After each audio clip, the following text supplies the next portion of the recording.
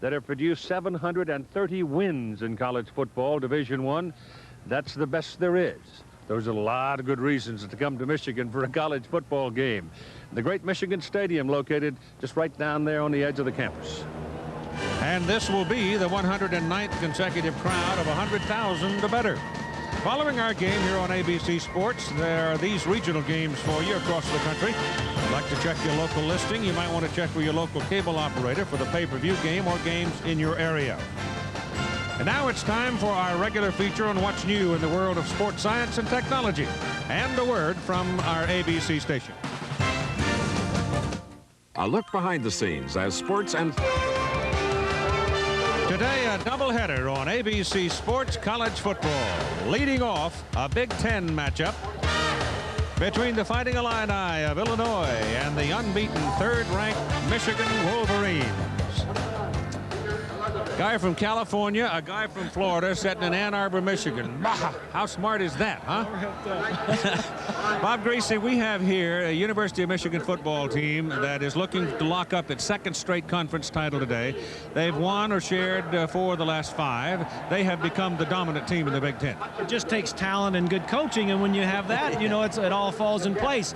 But if you're looking at form on this ball game, you wouldn't give Illinois much of a chance. They go into this ball game, Michigan does, third ranked in the country, second best offensively, and defensively they're fourth best in scoring defense. They're playing at home, and Illinois has won only 1 game in the last 25 against Michigan. But Illinois does have a young man at quarterback by the name of Jason Verduzco. He has been outstanding. He threw for 3,000 yards last year, led the conference in total offense, and he is number 8 all-time quarterback in the Big Ten. If he has a big day, Illinois may be right in this ballgame. The weather's not all that bad either for this renewal. It's a long-running series, one in which Michigan has been dominant.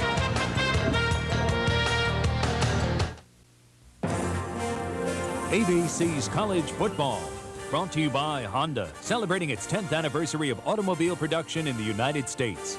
By Heineken, just being the best is enough. By the Die-Hard battery, now with more power when you need it most. And by Xerox, the document company. As we get ready for the start of the ball game, the temperature's 32 degrees. I think the key to the whole thing will be the wind. It is relatively quiet now, and if it stays that way, it won't be bad. But the wind can, as you know, kick up in this part of the country, and there will be occasional snow flurries, they say, as the day wears on. In the Big Ten standings, I want you to put this in the back of your mind, that in order to go to a bowl game, a team must win, a Division I-A team must win 6 games against Division I-A competition. And there are some people in the Big Ten that have the possibility of going to bowls, but they better crank up their winning machine here in the next 2 weeks. Now we want to check in with a man who suffers on the sidelines. Wrapped he is in warm things, Jackaroot. Well, Keith, luckily the snowfall that came down last night did not freeze the field. In fact, they vacuumed it. That's right, vacuumed it today. The footing is good. Now, both Michigan and Illinois have brought all sorts of items to try and stay warm. The customary heaters here, the muffs as well, and also these chemical hand warmers. But the most unusual thing I found were these Lycra tights that many of the ball players will be wearing on the Michigan Wolverines sidelines. Also remember, the Michigan Wolverines are using the reverse dimple ball. This is the coldest that it's ever been when they've used that ball. They're a little concerned as how that will perform as well. All right, Jack, thank you. Gary Moeller, who is 20-2 versus Big Ten opponents since he succeeded Bo Schembechler as the head football coach at the University of Michigan. The University of Illinois has a new man, Lou Tepper, who was the defensive coordinator under John Mackovic. John left for Texas. Lou moved up to the head jobs, and he has changed philosophy somewhat in like 180 degrees. Mackovic didn't care a whit how long his football team had the ball, just get the touchdowns, put the points on the board. He threw it a lot, and Lou Tepper, on the other hand, wants that offense to take the defense off the hook and give him some rest and do some ball control. Tyrone Wheatley and Mercury Hayes are the return people for the University of Michigan. They play on the prescription turf here.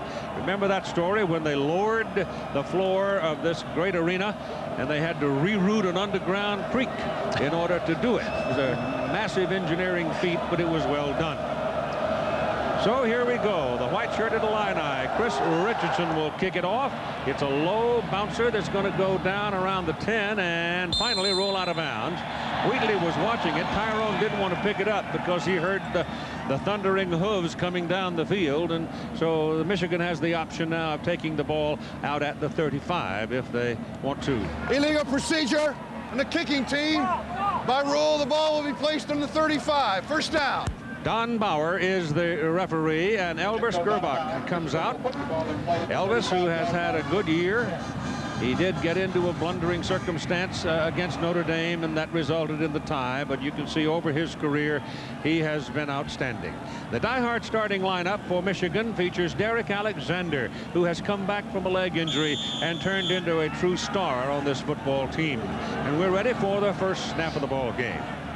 Steve Everett is the center, snapping left-handed because the right-handed, where he normally snaps, it's all beat up. That pass good to Derek Alexander, and he fumbles the football. Illinois has a shot at it. Beanbag thrown down at the 48 of Illinois, and Michigan will keep possession. I think Alexander was the man who was able to come back for it, either that or Walter Smith, who was also in the neighborhood. It's a wide receiver screen, first play of the ball game. Alexander, who runs very well with the ball. Smith, number 2, doing some blocking downfield. Alexander breaks a tackle, loses the ball, and is going to get back to get a piece of it is Smith, number 2. And it certainly worked for a first down from the 35 to the Illinois 47. And Michigan getting a big play, plus some drop ball, but retaining possession. That's a loss of a couple of yards there. As Wheatley carries behind the Michigan offensive front, composed of these people. We told you Everett is a veteran center, snapping left-handed today, but that's a good group, particularly those guys on the right side of center, Kokozo and Doherty. But here's the right hand of the center, Steve Everett. He is a right-handed person, but he can't snap the ball with it the way it's buggered up. You see the thumbs all wrapped. Sometimes that can throw off your timing, too, if you're using an offhand. But that looks smooth enough as Gerbach on a deep drop goes for another screen. Set up this time for Wheatley. He's got a hole. He's fast. He's big. He's strong. He's touchdown, Michigan.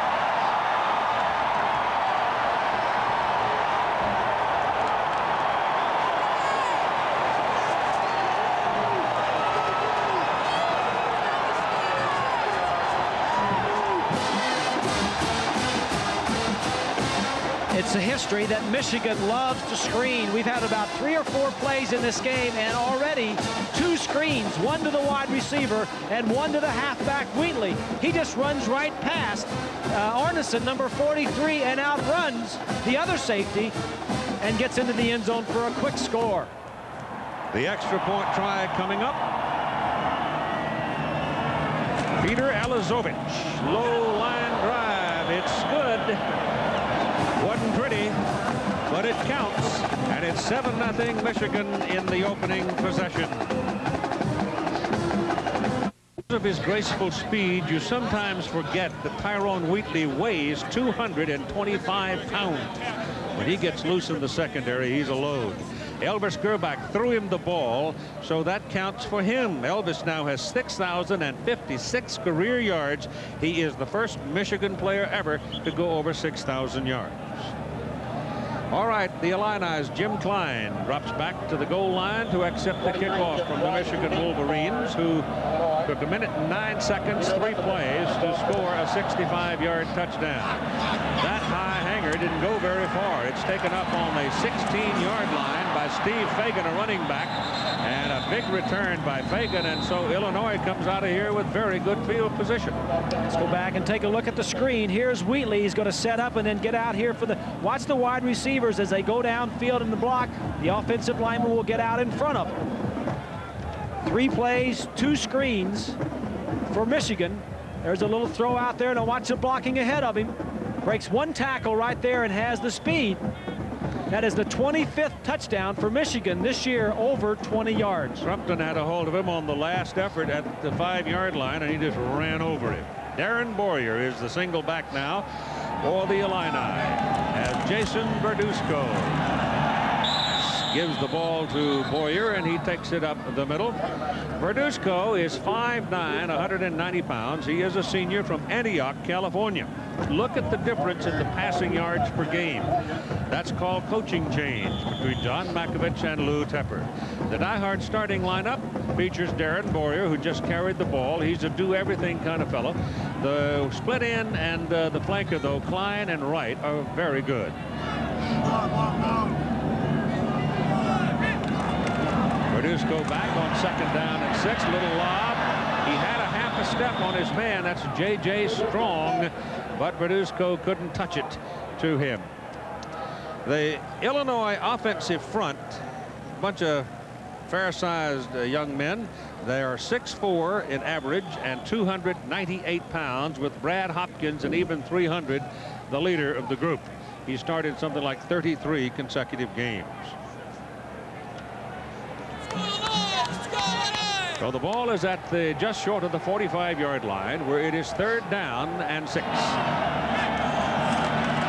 Verduzco going to put it up. He's only 5'9", remember. Sometimes vision is a problem because of the big people up front. The pass was intended for John Wright, who's playing on a very sore ankle, defended by Shante Peoples, and the Illini will punt it. Verduzco had his man open. That's the good news, and he had time to throw. He's just a little pumped up. Forey Wells is the punter, averaging just over 39 yards. Derek Alexander to return it. It's a low line drive, but it is kicked away from Alexander. He will have no chance. And look at this. Wells is going to kill this thing down on the 4-yard line. So Forey Wells does his job. A 51-yarder. The ball is dead inside the 5, and the Illinois defense will open up with Leach, Fogarty, Cole, and Kofer on the front. The 3 linebackers are really the strength of the Illinois defense. Hardy, Holacek, and Howard. Holacek and Howard making roughly a third of the tackles of the entire team, with Crumpton, Johnson, Washington, Arneson in the secondary.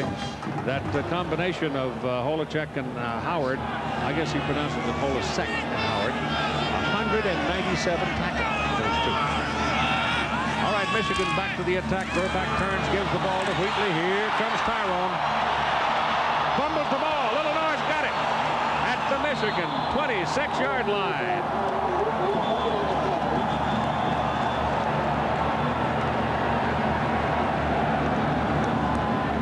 Well, Michigan has had it 4 plays and has had 2 fumbles. One by Alexander and now one by Wheatley. When the ball gets cold, it gets slick, it gets hard, and it's hard to hang on to from behind the defense. A good play right here. Set up well by Kokozo. He just gets hit from the side. Didn't look like he saw where he's been hit from. And Crumpton, looks like Crumpton, number 18, gets the recovery. So the Illini get a break here. They make a break. First down at the Michigan 26. Verduzco sets up with Fagan checking in with Boyer behind him. And ball goes to Fagan, looking for some room, and not much. Morrison, number 36, was right there. Steve Morrison, that Lloyd Carr says is one of the best young players he's ever coached at that linebacking position. For 36, he leads this team in tackles. Lloyd Carr is really high on this young man, Carr being the defensive coordinator. Had a pretty good one there last year, and Eric Anderson, the linebacker. Let's take a look at Morrison. Clinton Lynch checks into the lineup now for the Illini. They go trips, top of the picture. That's kind of a different alignment for them, but the 3 of them up there, and here's the pass popped out there in a hurry. The pass is incomplete, intended for Clinton Lynch, a junior out of Youngstown, Ohio, and Corwin Brown made a fine play for Michigan defensively. Corwin is number 20. The defensive lineup for Michigan, Chris Hutchinson was at an outside linebacker position last week. Now he's back at his normal defensive tackle position. The linebackers for the Wolverines, led by Morrison, as we told you, and see, there's some young people in this group. Morrison's only a sophomore. And they're going to get a lot better. Ty Law is a true freshman in the defensive secondary for the Wolverines. The secondary and the linebacking corps both have been hammered by injuries. Egan and Boyer are your people in the backfield now for Illinois. Litz is coming. Verduzco steps away from one, but coming from behind him, Henderson, who had looped, and Tony Henderson, number 79, takes him down. Henderson is a sophomore from Indianapolis. Two linebackers here. Watch them as they come on a blitz. First, third, and long pass situation. That is the 42nd sack of the year for the University of Michigan. They lead the Pac-10, the Big Ten, excuse me, in sacks. So the loss is back near the 34-yard line, where it'll be 4th down and 18. It was a big series for Michigan, Keith. After the turnover, deep in their own territory, they still stop Illinois and force them to go for a deep field goal. Well, they show field goal, but they punt it instead, and the ball rolls down inside the 10. That's Chris Richardson, the place kicker, doing the punting, and a bit of a trick play, and it works. It's killed at the Michigan 8. Illini chicanery didn't come exactly as a surprise to Michigan, did it? Well, the reason is if you show punt, Michigan theoretically put a guy back to catch the punt and return it. If you show field goal, then Michigan won't put a guy back. But Michigan had seen this alignment before and did have Alexander back to return it. He just kicked the ball away from him. So they come up now with 3 wideouts, top of the picture. This is the second possession in a row in which they have started deep in their own territory. Bernie Leggett, the fullback out of Colorado Springs, is going to have maybe a yard or so on that carry, trying to wedge it out. Miami playing Temple today. Story around that Jerry Burnt may be asked out at Temple. And Ron Dickerson from Clemson, the defensive coordinator, may very well be the man they invite to go up to Temple. He's a good coach. Yes, he is. We've played 4 minutes in the ball game. David Burnson points out we've had 5 different possessions. Here's a little pass thrown tightly to number 2, Walter Smith, a sophomore out of Detroit. Good pass by Gerbach. He hit him right on the number, and the ball is caught outside the 21, and it's good for a first down. Yes, indeed. The ball was thrown by Michigan inside the 10-yard line. Well, with Gary Moeller now, as you see right there, he calls the plays now that more inclined to throw the ball anywhere on the field than his predecessor, Bo Schembechler. Gerbach hands to Wheatley. See, that's what did that ball come out again? I think it did. But Michigan keeps it. So it's hard. Hayes, I think, number 9, is on the ball. Mercury Hayes. So that thing is hard. It's slick. And Wheatley tends to get it out there and swing it around. And he's going to come out of the ball game right now. We'll try to find some stickum or something. Well, you see a lot of good things in Wheatley. He breaks tackles, a long strider, quick. But the one negative is when he is in the area where he's going to get hit, he has to cover the ball up with both hands. Jesse Johnson replaces him in tailback. Here's a screen for Alexander. Linebacker number 55, Todd Leach, ran him down. Otherwise, it might have been 6. Because once Alexander gets in the open field, I mean, he is dynamite. He's just gone, that's all. Same screen that they used on the first or second play of the game, and with the same results. A broken tackle by Alexander picks up a first down. Ball resting exactly on the 48-yard line of Michigan. Gerbach is 4 out of 4 for 90 yards.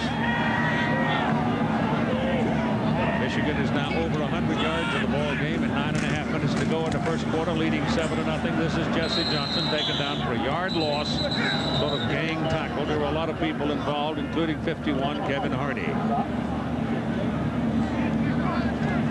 Hardy is an outside linebacker.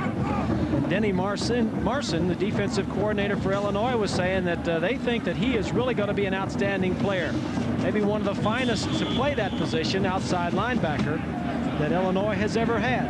Just a sophomore. Michigan now 125 yards and the Illini -4. They're 7th rushing offense of the Big Ten this year. They're back. Play action. Lets it go. Down the middle. Man is open. Alexander. First down, Michigan, Illinois, 23-yard line.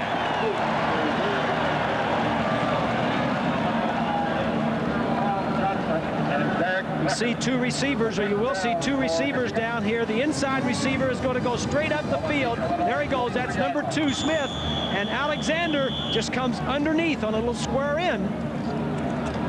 Quarterback reads deep. If the defensive backs go with the inside receiver, you hit Alexander coming in. That's his 3rd reception already. You know, I've said it sometime before, Bob, but I still wonder what in the world might have happened in Desmond Howard's fortunes if Alexander had been healthy last year. Yep. Play action. Gerback getting some heat. Pass underneath. Goes to 88, the tight end, Tony McGee, who loses the ball. And the Illini recover it. Number 43 is on the football for Illinois. And so Michigan turns it over as Jeff Arneson comes up with it, the free safety. Turnovers, 3 fumbles, and 2 fumbles lost for Michigan. Arneson on that one. This is something that an underdog, an Illinois team on the road needs to keep them in this ball game, but they still need to do something with it offensively.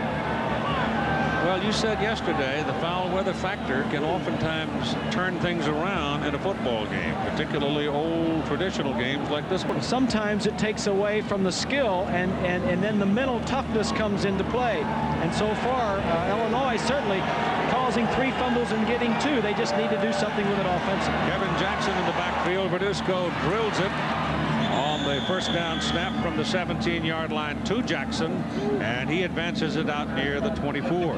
Tomorrow, ABC Sports goes to the tropical paradise of Maui in Hawaii. The PGA Tour's best will be shooting for the title. Final round, Lincoln Mercury Kapalua International begins at 3:30 Eastern Time. That pass is incomplete. David Olson, the tight end, over there. He just threw that ball away. He has had great time to throw. As you take a look at Tepper on the sideline, he was the defensive coordinator last year and took over for Makovic, as you mentioned, and he wanted to get more balance in the offense. He wanted more of a running game. He wanted more time with the offense on the field to protect his defense, and that has been the reason why Verduzco is not throwing for as much yardage this year. 3rd down and 3. Trouble here. Got away from it. Throws it. The pass is good to Jackson. And Jackson will not get the first down. He is taken down at the 20-yard line.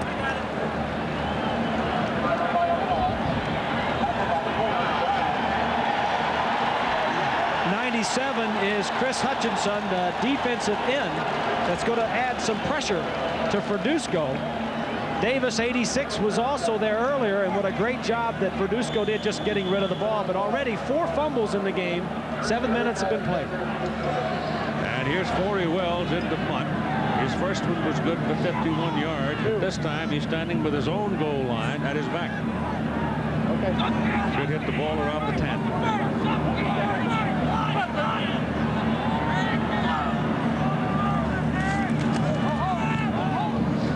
Didn't get all of it. Alexander's got a chance and taken down. Never quite got a handle on it and got away with it. 34-yard punt, 2-yard return, 6:41 to play. First quarter, Michigan leads it by a score of 7-0.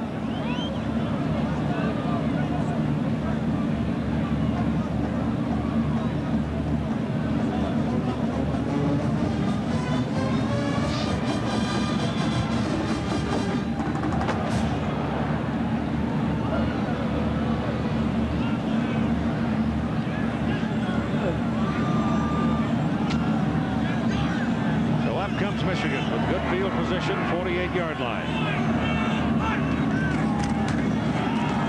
Wheatley back in the ball game, is hit behind the line of scrimmage. That's a good effort by Kevin Hardy. And Wheatley's strength and his weight get him back to the line of scrimmage. So look at Michigan in the nation. They're 2nd best total offense, 4th in scoring, and 5th in running the football. They're averaging rushing 274 yards per game, had over 300 last year against Illinois. 2nd down and 10 with Smith going in motion. Give it to Wheatley. Left side blocking is good. Knocked out of bounds. A good solid hit by Jeff Arneson takes him out short of the first down. Arneson right there, who knocked him out of bounds, recovered that fumble earlier.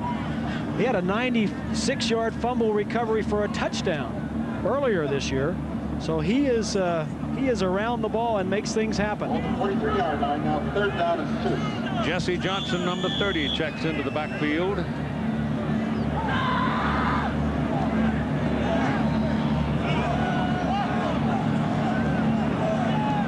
Armani Toomer, number 18, a freshman out of the West, is out on the field. They run it inside with Johnson. Those short, choppy steps. Very strong at 5'9", 209 pounds. Holasek brings him down, but not before he's got a first down for Michigan. Holasek, number 52, the inside linebacker for the Illini. 70 is Doherty going down. Cucozzo is 68 that gets a piece of the inside linebacker, fights him off and makes a tackle. They go with 3 wideouts now to the bottom of the picture. That puts Leggett in the backfield by himself, number 40. And he gets the ball. Bernie Leggett, senior out of Colorado Springs. He didn't see a lot of the football his first year that he really played much, sophomore year, but then started to see it a little more last year. But again, when you've only run it 28 times and you're in the middle of November, that ain't a lot. Yeah, no, he's a runner. He's a blocking back. He is the classic Michigan blocking back. When you have 3 tailbacks like Wheatley, Johnson, and Powers, and you're the fullback, you go do a lot of blocking. 2nd down and 3. 2nd down and 3 for the Wolverines. Knocking on the door again now, leading 7-0 here in the first quarter of play. They've turned it over twice. Johnson will have it at the 24-yard line and close to a first down. So look at Gary Moeller. You know, what a smooth transition from Bo Schembechler to Gary Moeller. I mean, the program was on solid ground and winning, and he just took it to another level. He's been to the Rose Bowl last year. He's been to bowl games twice. He has been outstanding, and the offense has never been more exciting than it has since Gary Moeller has taken over the head coaching reins. And they do indeed want to go back to the Rose Bowl. That's always the aim of the Big Ten champion, but they particularly want another shot at the Washington Huskies. This is Johnson. And that's the first down. Inside the 14-yard line, and sitting warm and cozy in the studio in New York is John Saunders. The place to be, Keith. Miami, meanwhile, is facing Temple. Donnell Bennett here, 14 yards, just about untouched till he gets to the goal line, punches it across. Miami now with a 10-0 lead. Back to cold Ann Arbor. Keith. Thank you, John.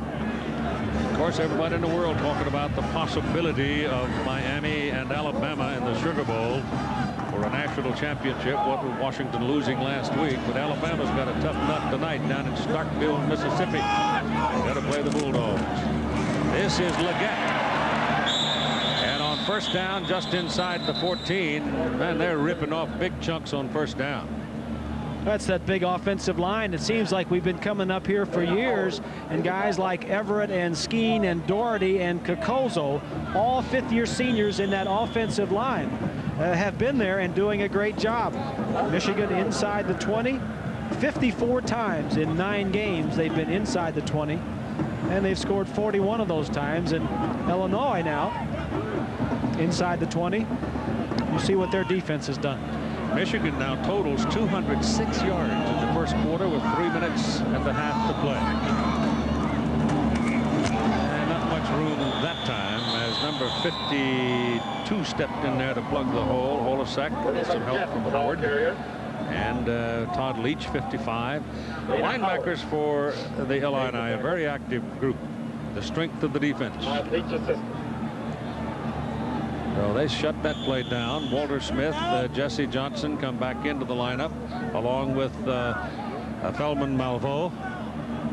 Looks a little confusing offensively for Michigan. We'll talk more about that in a minute. It's a no-huddle offense. 49% on 3rd down conversions for the Wolverines this season.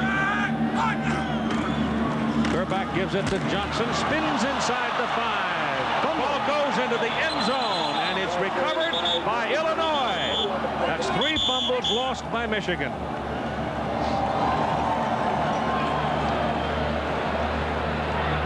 Well, when you're an underdog on the road, the thing you want to do is get some turnovers, and the defense for Illinois is definitely the strength of this team. And what they're doing is knocking the ball loose. Nice-o inside. Kokozo, the first hit causes the ball to come out. The 5th fumble of the game, the 4th for Michigan, and the 3rd time they've turned it over.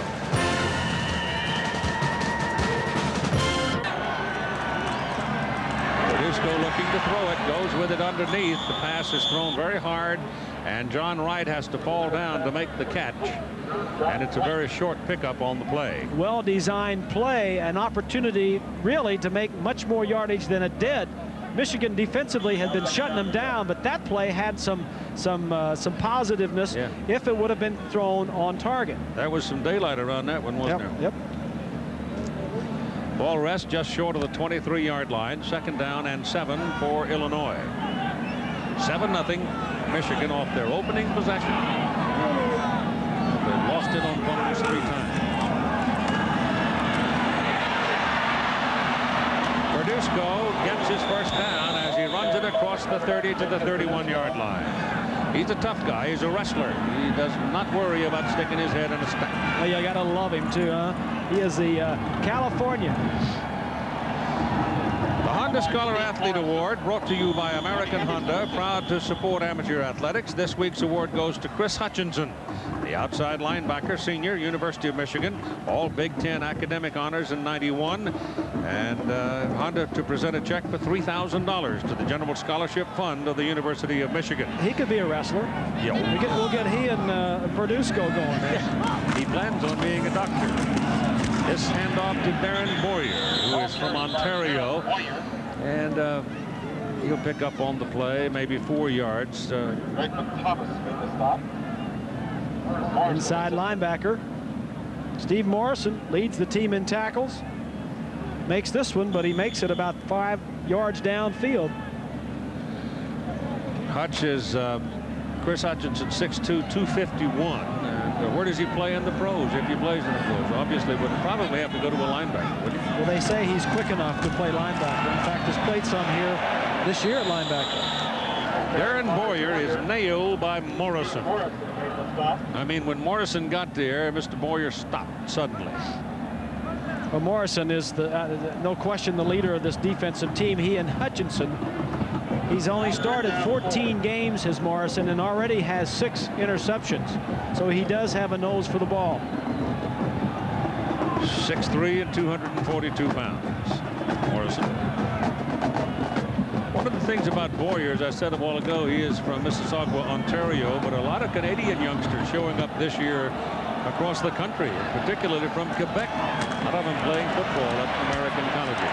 This is Steve Fagan trying to find some room to turn the corner, and guess who's there? Number 36.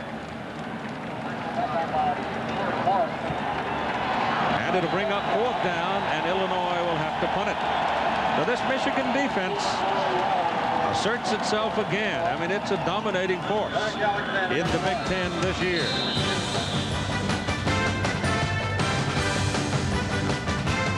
Michigan leading 7-0. And it's Forey Wells, a junior out of Belleville.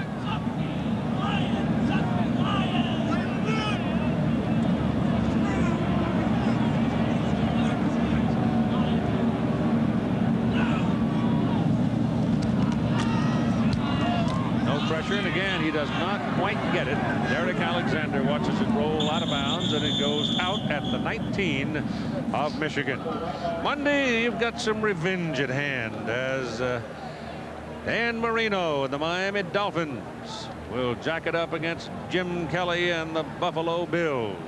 Battle for the division lead in the American Eastern Conference, 9 Eastern Time, 8 Central, on ABC's NFL Monday Night Football. I don't think that Jim Kelly is not looking forward to a rematch when the Dolphins went up to Buffalo and did their number on him about a month ago. Is his elbow all right? His elbow's fine.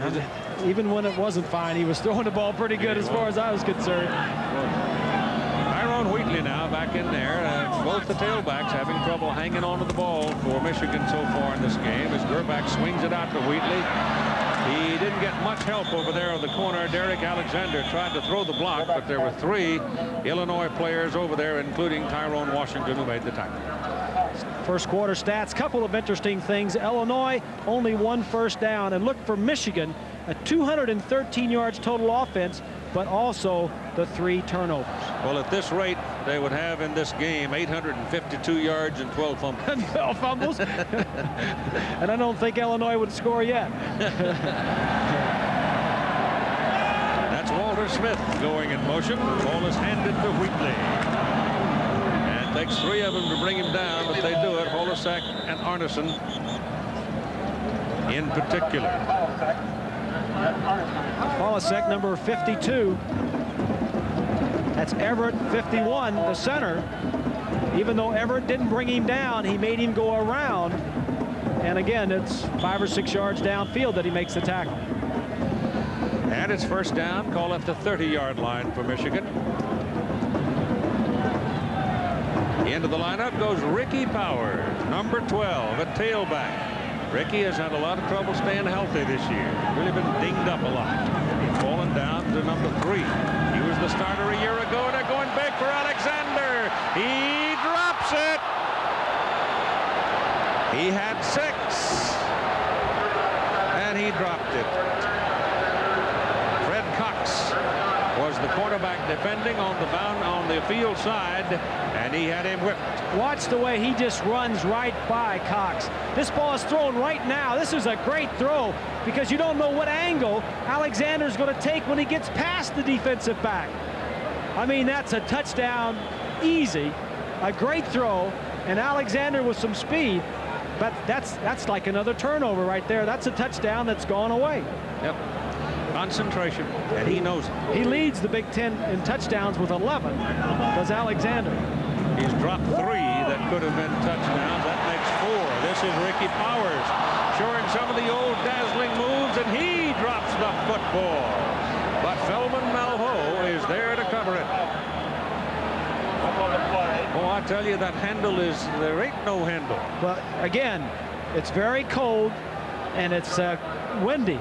And when you get that combination and a tough hitting defense like Illinois has right there, every one of them has been from behind. Powers didn't see it.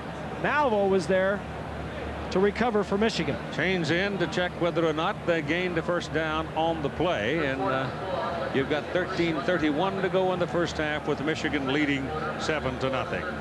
It is not a first down. It was obvious, seemed obvious that it was going to be short, but it's across the field, and they do the right thing by measuring. These are the games scheduled in the Big Ten today.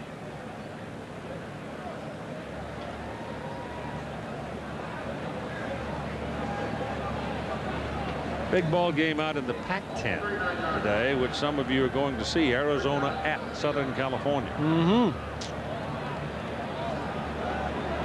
Ohio State, Indiana is a game of some importance too. That's for sure. Indiana trying to get a bowl, and Ohio State trying to stay alive. Leggett carries, and he picks up the first down on 3rd and a foot. Let's check in again with John.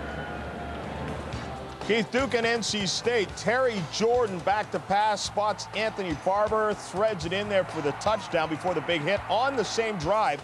Barber went over 1,000 yards rushing on the season. 14-zip. Keith. I bet he's going to be sore in the morning after that lick. Whew. First down at the 41-yard line for Michigan.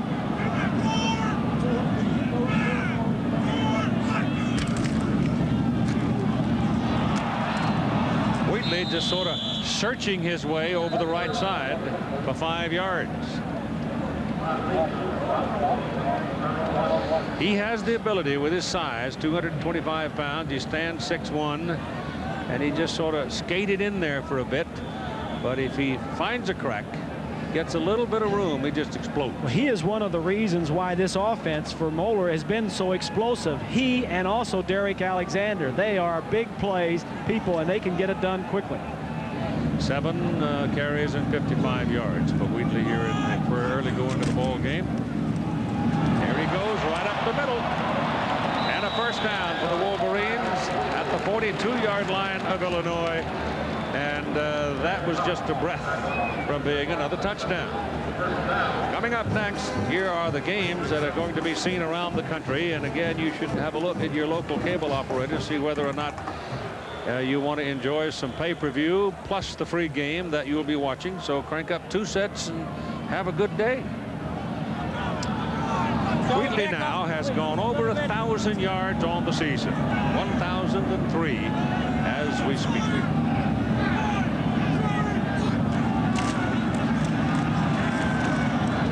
And he fumbles. And Illinois may have it. No.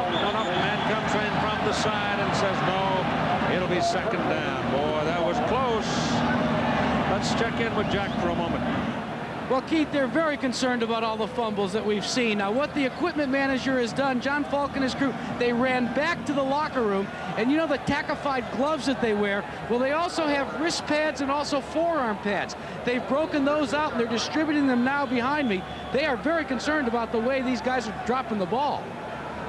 Well, they fumbled it 8 times. And I'm sure he's saying it's just slippery. I can't hold on to it. And that's what happens when it gets cold. But this is not the first cold day at Michigan. Not hardly. Gerback lets it fly. Good. Right on the money to Amani Toomer, and he drops the ball. Illinois has it. Fred Cox, number 15 for the Illini. So the Wolverines need a net. They can't handle that hog.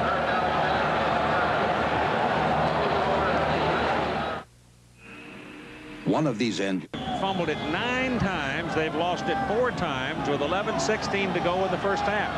For the whole season, coming into this game, they fumbled 15 times and lost it 7. Illinois' Kevin Jackson trying to run it outside as the Illini start this possession from their own 19-yard line. And the pickup is about 4 yards on that play. Michigan leads 7-0. It came off 2 big plays, one to Alexander and one to Tyrone Wheatley. And that gave them a 7-0 lead. And since then, the ball just been squirting around all over the field.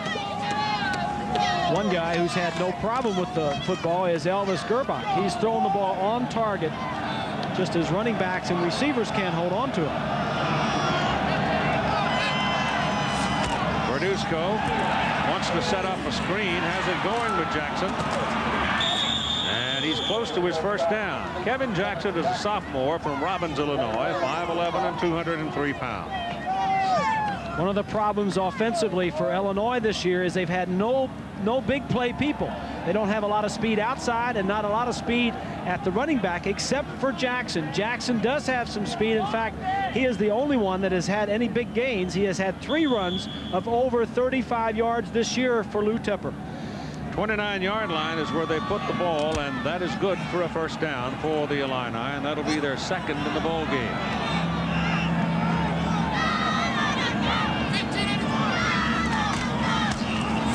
Jackson again, and not much. The attendance in today's ball game, or in the stadium for the game, 106,481. That is the 3rd highest in Michigan history, and it is a new season average attendance record for the NCAA. 105,700.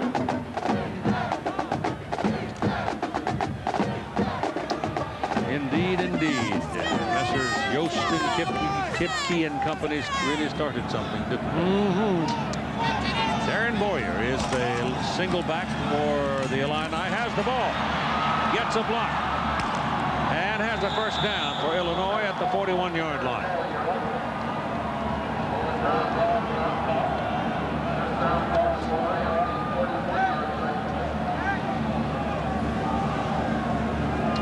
A&M having played on Thursday night against Houston, 38-30 the ball game, but Houston was in the hunt in that thing right down to the nub. Aggies being one of the few remaining undefeated teams. On first down, give that ball to Boyer. He's got 5 yards as he runs it out across the 45-yard line. Boyer has really been a workhorse this year. He has had a lot of injuries in his career. I think injuries and surgery on both of his knees. He's the leading rusher, and he came in having caught 23 passes. on the earth.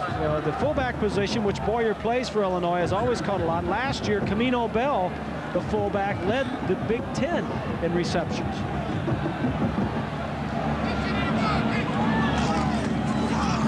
Verduzco still got it, has a man open. Number 5 is John Wright. And Wright is down to the Michigan 40.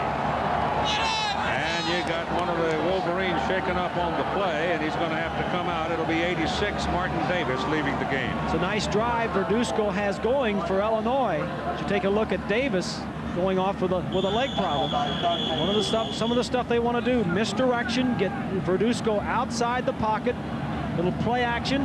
That was a nice example of it right there. Jason has now hit 5 straight passes.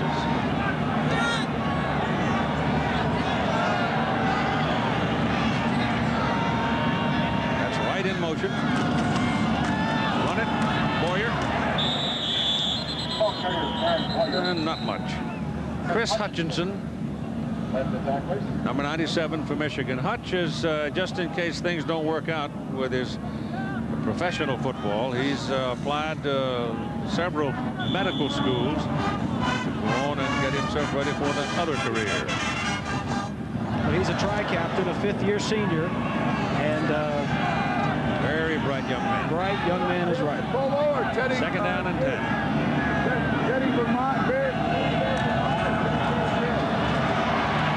Verduzco's pass is away, and the pass is caught by the tight end, Ken Dilger. Let's check in with John Saunders. Keith, Duke and NC State having an easier time hanging onto the football. Here's Spence Fisher to Bill Kayette. 47 yards as he breaks the tackle and gets it inside the 5.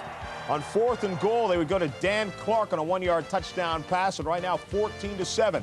NC State has the lead over Duke. Right now, let's take it back to Keith. Thank you, John. Is that Billy Kayette's boy? I don't know. Place kicker? I don't know. 3rd down and 7. Pass complete to right short of the first down. He had to get to the 29. He's knocked down short of the 30. Dwayne Ware wouldn't let him turn upfield. And he's going to be a yard short. They're looking at 4th and 1. 7:39 to go in the first half, and Michigan leading 7-0. The drama of the game has been the siege of fumbleitis that has struck Michigan. And only Michigan. Illinois has dropped it, but nothing like the 9 fumbles that Michigan has had. They will go on 4th and 1. Boyer and Fagan are both in. Good decision. Why not? Boyer won't get it. Nothing doing. Even though Michigan is the third in the nation against the run, allowing only 85 yards a game, it's still a good choice. Your field goal kicker can't kick that far. You don't want to punt it. Take a look from up above. Penetration there by the defensive lineman. Can't see which one it was, and the linebackers get there. That's going to be a close measurement. It's short.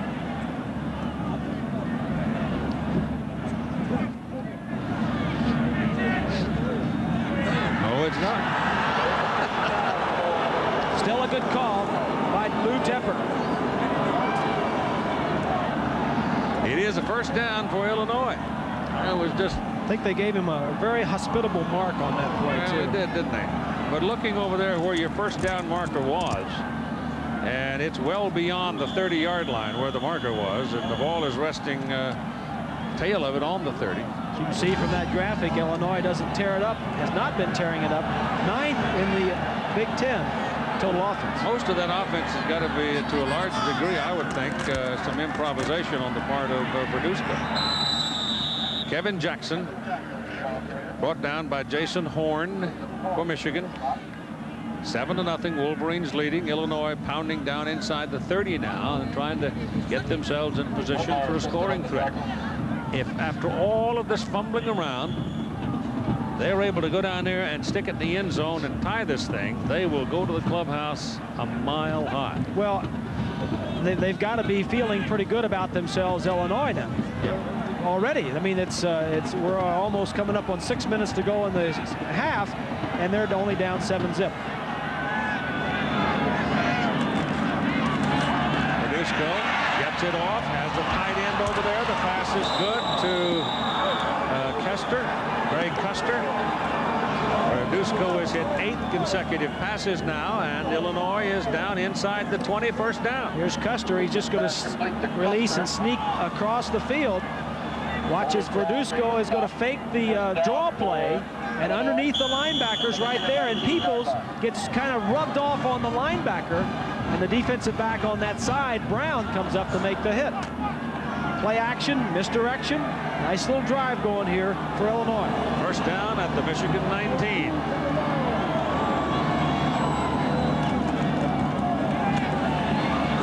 This is Fagan. Steve Fagan slashes into the 15-yard line. Here's Jack. Keith, you were mentioning that Jason Verduzco played, actually was a wrestler in high school. Well, listen to this. He was 160-12. He was also high school All-America in wrestling. But more importantly, he told me what he learned in wrestling in the takedown technique, how to avoid a takedown. He says he's able to use that sometimes deep in the pocket when he feels the heat from the outside. You gotta love it, don't you, Fiery?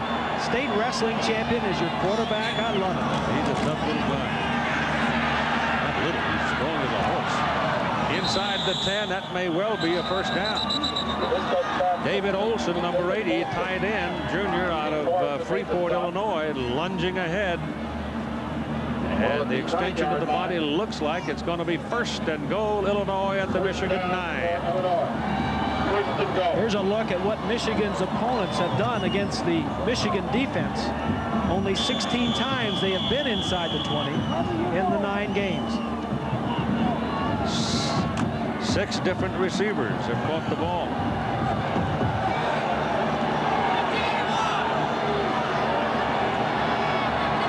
That's right in motion. Pitch it back to Fagan. Sweep. A lot of pursuit, but he got something out of it anyway. Took it down inside the 5, and that's a pickup of about 4.5, close to 5 yards. Ty Law knocked him out. Watch the end of the line down here as they keep. That's 97. Hutchinson gets double teamed. He is the tackle. He is the second man in. He still gets out there and forces him wide. Ball is at the 4. Second down and goal. Michigan going to the goal line defense now, and you got a timeout. Corbin Brown, realizing they were going to get trapped here and probably penalized, called a timeout. Good quick thinking by Brown. Yep, did you know that Illinois was involved in a piece of television history, college football history? The first national telecast of a college football game, the Rose Bowl. Illini beat Stanford 40-7 in 1952. There's a look at Illinois so far in the first half. This has been the only drive that they have done anything at all and had the ball with some pretty good field position. Second down and goal from the Michigan 4 with Fagan and Boyer lined up behind Verduzco. Fagan the deep man. Well, that's a power formation left side.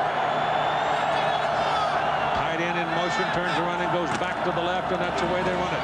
Fagan looking to cut in there, and he cut too late. He should have planted and cut sooner. He had a little bit of room, but having to hurdle the pile, he's going to lose a yard. Buster Stanley made a great play on that, Keith, beating his man on the left side and forcing the running back to just jump over. And then when you jump that close to the goal line and the line of scrimmage, you got no chance.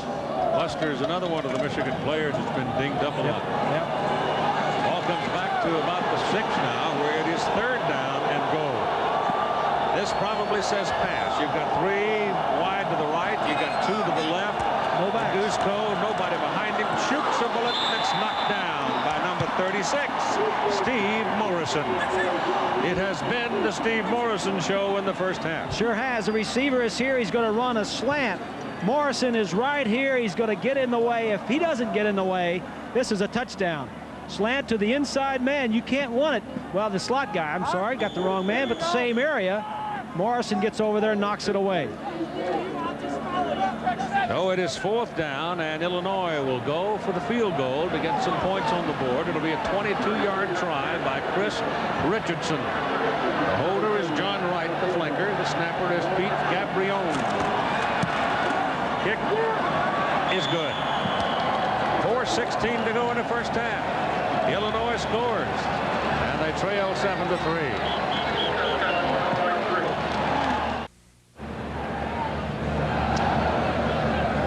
Numbers on the scoring drive, not clear the number of plays. 17 plays, 7 minutes. Verduzco really came alive on that one. Yep. That's what's coming at halftime. The Prudential halftime report. Johnny Majors, of course, announcing last night that he will step down. He's been forced out. There's no question about it. And I really don't like to see it the way it's happened. Yeah, you got. He says he wants to. He's still interested in coaching, though. And Bo Schembechler says he's interested. You got 2 of the top coaches around available. Well, one of the stories keeps going around at Ohio State. If Cooper leaves, we'll hire Bo. You like that? Oh boy, that's good going into this game next week between Michigan and Ohio State, huh? Yeah, sure. Wheatley drops the ball, picks it up on the 10, now looks around, gives anybody there to help him. Not too many, so he just takes off and runs the ball out to about the 26-yard line, and here's John. Keith, Duke and NC State against Spence Fisher back to pass, and the pressure from the Wolfpack defense. He goes down in the sack and coughs it up. Carl Reeves picks it up, and then he's off to the races. Picks up a block. That's all he needs. Gets it to the end zone. 47 yards on the touchdown. 3rd straight game the defense has scored a TD. Keith. Yeah, Coach Sheridan's club, pretty good little team. All right. First down, 26-yard line for Michigan now, leading 7-3 with 4 minutes to go in the first half. The Illinois defense jumps all over Tyrone Wheatley behind the line of scrimmage. Chad Cofer, first man to get there. Chad's big enough to handle things. 6'7", 265, sophomore. Brought him down at the 24. It'll be 2nd down and 12. So look at outside linebacker Martin Davis. Sprained knee is the word we get. He was out for 3 games earlier this year with a knee problem. Well, it's just been a hospital list all year long for Michigan. If they weren't so deep, they'd probably be in serious trouble. It's a very good point. Still one of the best defenses in the country with a lot of injuries. Burback sets up a screen, and the tight end, Tony McGee, who's had a big year himself, senior out of Terre Haute, couldn't really get cranked up and going. Kevin Hardy was involved in the play. And now timeout is called, stopping the clock by Illinois at 3:14 to go in the first half. And Michigan leading 7-3. This is an effort to stop the fumbling. The pads that Jesse Johnson has on there. Those are tackified on the pads inside those gloves, and also those arm pads. It's a little tacky to help hold on to the football. What's the difference between that and stick 'em? Stick 'em after a while will get slick. Incomplete. That's got to be interference. Yeah, you got to play. The man was decked before Walter Smith was knocked down by Derek Rucker well before the ball got there. Derek Rucker defending. So it's interference called by Don Bauer, showing you the signal there against the Illini, and it hurts them. At 3:08 to go, they called the timeout, trying to save some time on 3rd down and 13, feeling that they might be able to hold them and force the kick. Bottom left of your screen, number 39, going against Smith. Just gets in there a little bit too soon and grabs him with the left arm.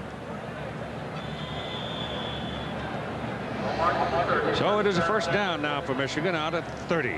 Talked a lot about Verduzco. This man right here has done nothing but excel for the last 3 years at the University of Michigan. First penalty of the ball game just called there, and it was a big one for Michigan. Hurt Illinois. And here's Jesse Johnson, the junior from Harper Woods, picking up about 3 yards on that carry. You almost always see 52, and 40, 55, and 51 around the ball defensively for Illinois. Those are the linebackers. Michigan State's one of the Big Ten teams that's looking to win another game or so they can have a chance at a bowl bid. Got to win 6 in order to even qualify, much less get asked. Gerback's pass, Alexander, graceful catch at the 44-yard line. You know, he makes a catch like that, makes it look so easy and so graceful, and then he drops that touchdown strike a little while ago. Well, he doesn't drop many, and as you mentioned, last year, all of last year, you know, Desmond Howard was an outstanding receiver that won the Heisman here last year, but this young man has a lot of the same talents and can do some things a little bit better. He's also bigger, 6'2" and 190 pounds. Run faster. Gerback setting up the screen for Tony McGee, the tight end. That's a first down at midfield for, no, it is not a first down. It's going to be 5 yards short of it at midfield. And you got a Michigan man knocked down and hurt. That's Doug Skeen, the left side guard for Michigan. Trainers come on the field, and that means that Doug's going to have to come off the field now because time is being taken in his behalf. So tomorrow night on ABC, all new episodes of America's Funniest Home Videos and America's Funniest People begin an hour earlier at 6 Central. Then the television event of the year, a look inside music's most mysterious family, the Jacksons, tomorrow night on ABC. Mark Melia is in there now at the guard position vacated by Skeen. He's listed as a center, plays both positions. This is Wheatley. Number 4, Tyrone Washington, got him with a shoe top, brought him down, but Tyrone has the first down for Michigan at the Illinois 38. And Skeen comes back to the offensive line for Michigan. They go with no huddle. They can hit you so quickly. They really can, and that's why I question the fact that Tepper took that timeout back down here on 3rd down. Even though it was 3rd and 15, you're helping Michigan. Johnson in, double wide, top of the picture. Clock running. 1:35, first half. 7-3, Michigan lead. Gerback got it, pumps it, takes off. He dives underneath the reach of Kevin Hardy and picks up about 6 yards. And now you got a full timeout called by the Michigan Wolverines. 1:19 to go in the first half. I'm Frank Gifford. Good one for you on Monday. The Buffalo Bills and Miami Dolphins battle for the lead in the AFC's Eastern Division. Both are 7-2 and led by perhaps the 2 best quarterbacks in the game. Jim Kelly guides the explosive Bills attack. His future Hall of Fame counterpart, Dan Marino, has his own talented group of receivers. Monday Night Football, 9 o'clock Eastern Time. Tuesday, it's Cooper versus Chris Mullen and Charles Barkley in a real NBA game. And here's Coop at the 3-point line. He's getting down and low and shoots and no! Welcome to the NBA. Hang it with Mr. Cooper Tuesday. Timeouts remaining in this first half, as you see. Just a breath ago, Illinois were at Michigan pinned up 3rd down and 13 back on their own 14-yard line, and now here are the Wolverines with a 2nd down and 4 at the Illinois 33. It's interesting that both units are huddling on the sideline with their head coach. Gary Moeller is also the offensive coordinator, and Lou Tepper, the head coach, was the defensive coordinator last year, so it's almost head coach going against head coach with his individual troops. Peter Elizovich, the place kicker for Michigan, he has 1 out of 4 from outside the 30-yard line, and he has tried nothing longer than that so far this season. So they are not in his range yet, or his proven range anyway.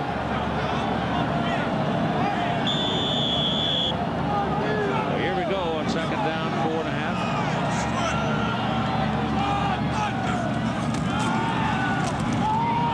Gerback throws it. Toomer Armani Toomer, who's a freshman out of Concord, California, made the turn, but the ball was underthrown, and he may have gone a little deeper than Elvis expected him to. That's probably the thing, because Gerbach's been around 5 years, and he threw that on timing, and Toomer went a little bit too deep. And there you see it right there. A few words from the coach. Third down.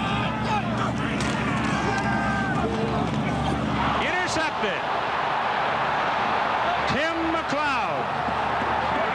Illinois' ball. Michigan 39-yard line. 1:07 to go first half.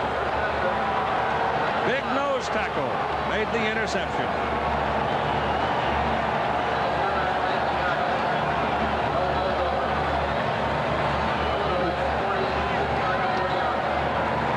He's right here, the nose tackle. He's just going to make a little loop over here and pick it off from behind.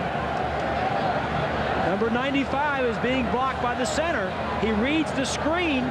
He wasn't rushing the passer. He really wasn't doing what he was supposed to do. Defensive lineman, when you see pass, you're supposed to rush the passer. He wasn't rushing it, but he came up with a big play. And instead of getting yelled at, he draws plaudits as he goes to the bench. Pass.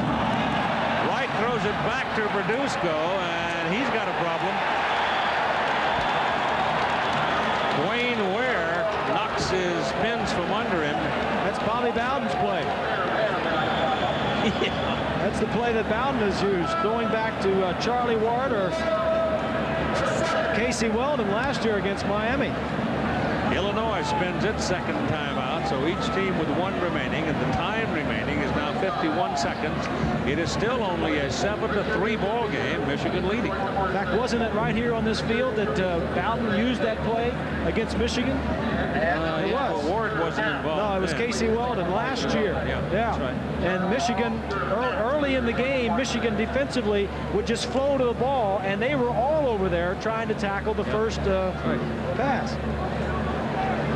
Kind of interesting, they're out knocking down the divots too, because the turf has come unglued in a couple of spots. At halftime, they'll try to get out there and do a little better packing job on it, I suppose. Sometimes it's kind of hard to get that grass to go deep, get those roots deep enough so they won't tear up like that. A moment for Jack Arute. Well, Keith, you know, you talk about the fact that the Rose Bowl berth is so important in the Big Ten. When Coach Gary Moeller brought his Michigan Wolverines together this fall, he issued them their playbooks and a little decal number 5. He said, gentlemen, put it on your watch. So every time you look down to see what time it is, you'll remember that it's time for a 5th consecutive Big Ten championship. All of them still have the 5s, because if they win this game outright, then they win the Big Ten title for the 5th time outright. Did you pay for that? Michigan did finish in a 4-way tie for the championship in 1990. But this will be 5 in a row. It's second down and 16 after that gimmick play exploded. This time Verduzco goes straight back. Takes off. Down to the 35. Normally, if you would see your quarterback with that kind of a move straight at a defender, you would hold your breath. Now, don't worry about Jason. Now he's going to spend his last timeout. Looking at the play clock, looking at what was going on and where they were with everybody coming in and off the field. He stops it at 29 seconds remaining in the first half. Now you're going to look at the halftime score and you're going to say, wow, 7-3, Illinois is giving them a game. Well, they are, but mainly because Michigan has dropped the ball 9 times and turned it over 4 times. Yep. Last drive, six different receivers for Verduzco. Well, yeah, that last one would be another turnover. That's 5 turnovers. Right? Yeah, 5 turnovers. 29 seconds to go in the first half. Inside the Schembechler building, the Margaret Dow Towsley Sports Museum, where you have all kinds of displays, memorabilia. Now this came about, Margaret Dow Towsley became friends with the Schembechlers and like what Bo was doing and the idea of preserving things and keeping things for next generations. And the Dow family, of course, from Midland, Michigan, longtime friends of the university, contributed $1.5 million, I understand, to that museum. And she's very proud of it. She should be. Miami 27-0 over Temple.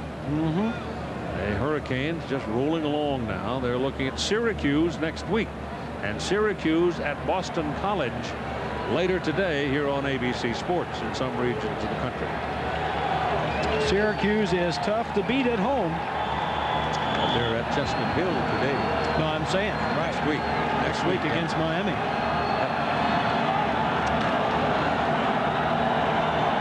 If you don't believe it, ask Florida a year ago, huh? Yeah. 3rd down and 6.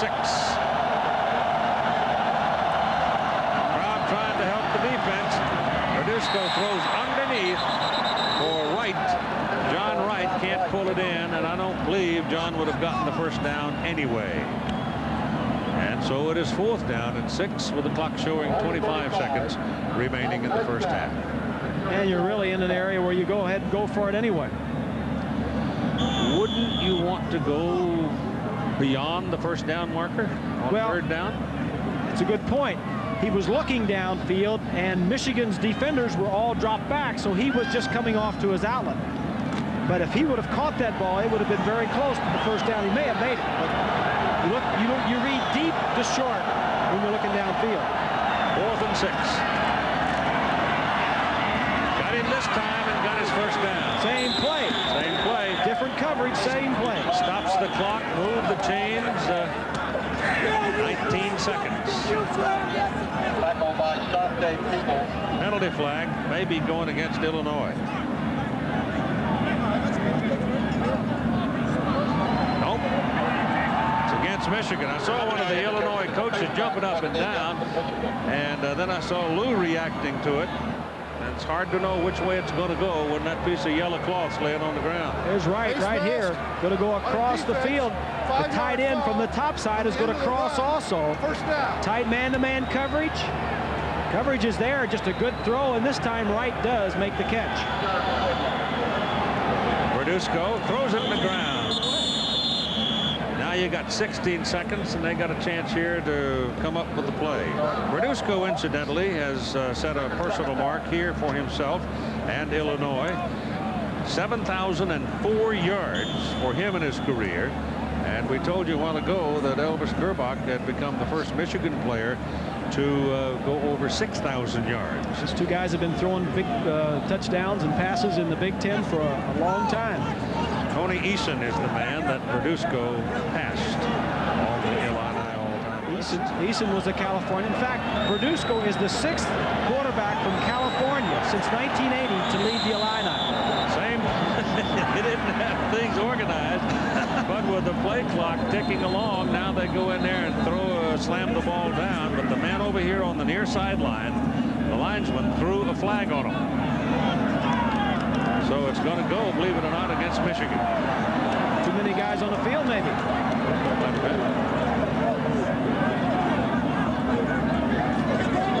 Must have been pretty obvious because he threw that flag right away. And nobody's come off. Let's see how many are out there.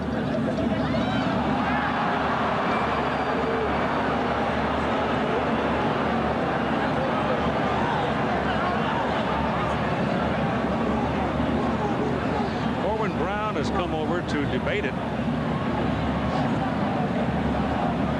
But whatever, it's a 5-yard penalty, and here's Don Bauer.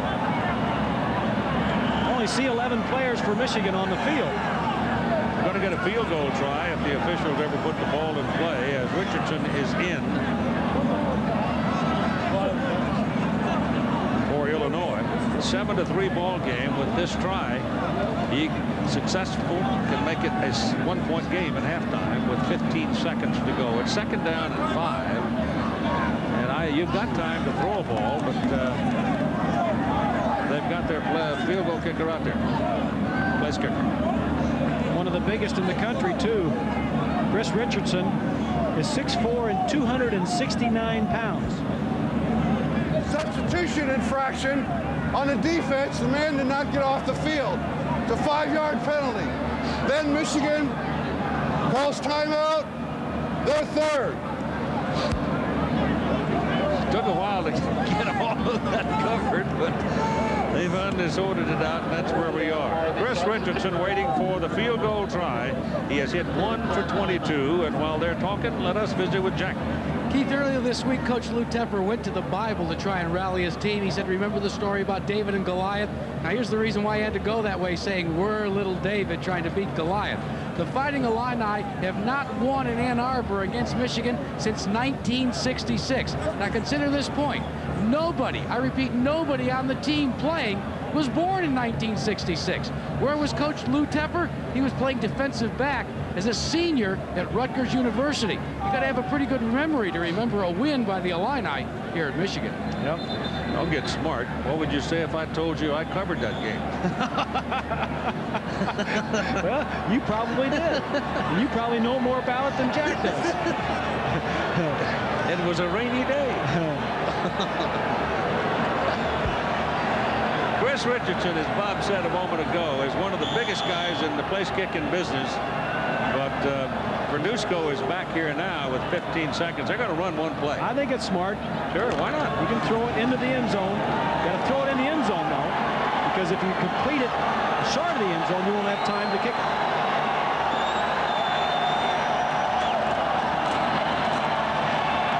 He's going for right, and he's thrown it away. He threw it almost into the seats. One shot. If it's there, take it. And if it's not, throw it in the seats, and we'll come kick the field goal. At 9 seconds. So here comes that big fella again. 6'4", 269-yard place kicker. Third down. 269-pound place kicker. What did I say, yards? He may be in. He may be playing tackle at that size. Although he doesn't look 269. No, he doesn't. He does not. 33-yard try for the sophomore from Richardson, Texas. Chris Richardson got all of it, nailed it. And so Illinois, with 5 ticks remaining on the clock, draw within 1 point, 7-6.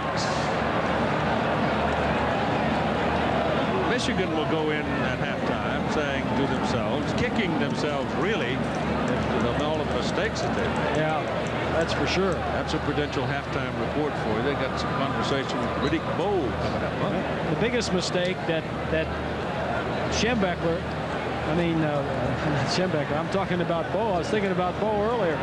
That Moeller is going to have is, I was thinking about Schembechler because he would have really been screaming on the sideline, but Moeller is the thing they've done is kept Illinois in the ball game with these 5 turnovers. Bowe's working. He's over there doing his names and numbers in Bloomington, Indiana. Now, I was just thinking about him, though, how he would have been reacting to these 5 turnovers and keeping a team in a game when you came in a 28, 29-point favorite.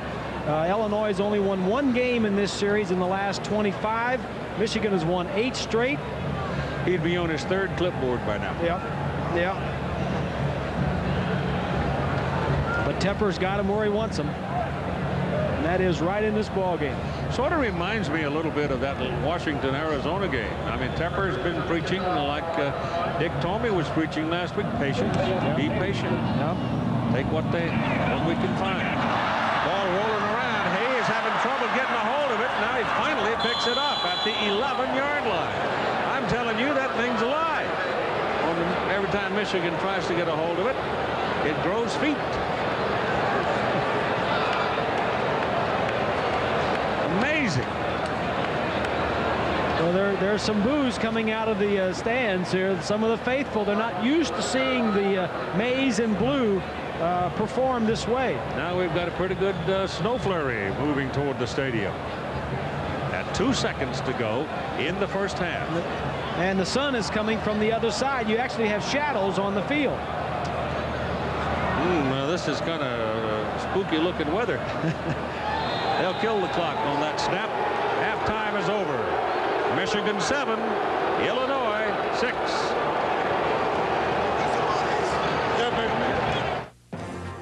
ABC. Oh, the weather outside is frightful for a fact. We've got a little bit of a snowstorm that settled over the great arena, Michigan Stadium.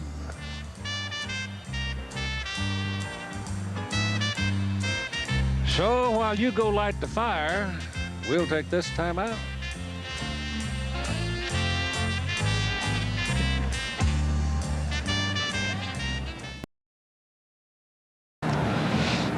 Our halftime score, Michigan 7, Illinois 6, and that little snow flurry has passed for the moment. And let's show you how things got to where they are.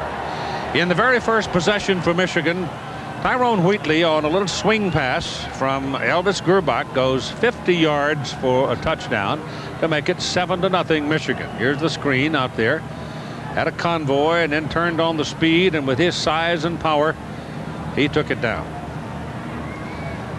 Runs over Crumpton down inside the 5-yard line.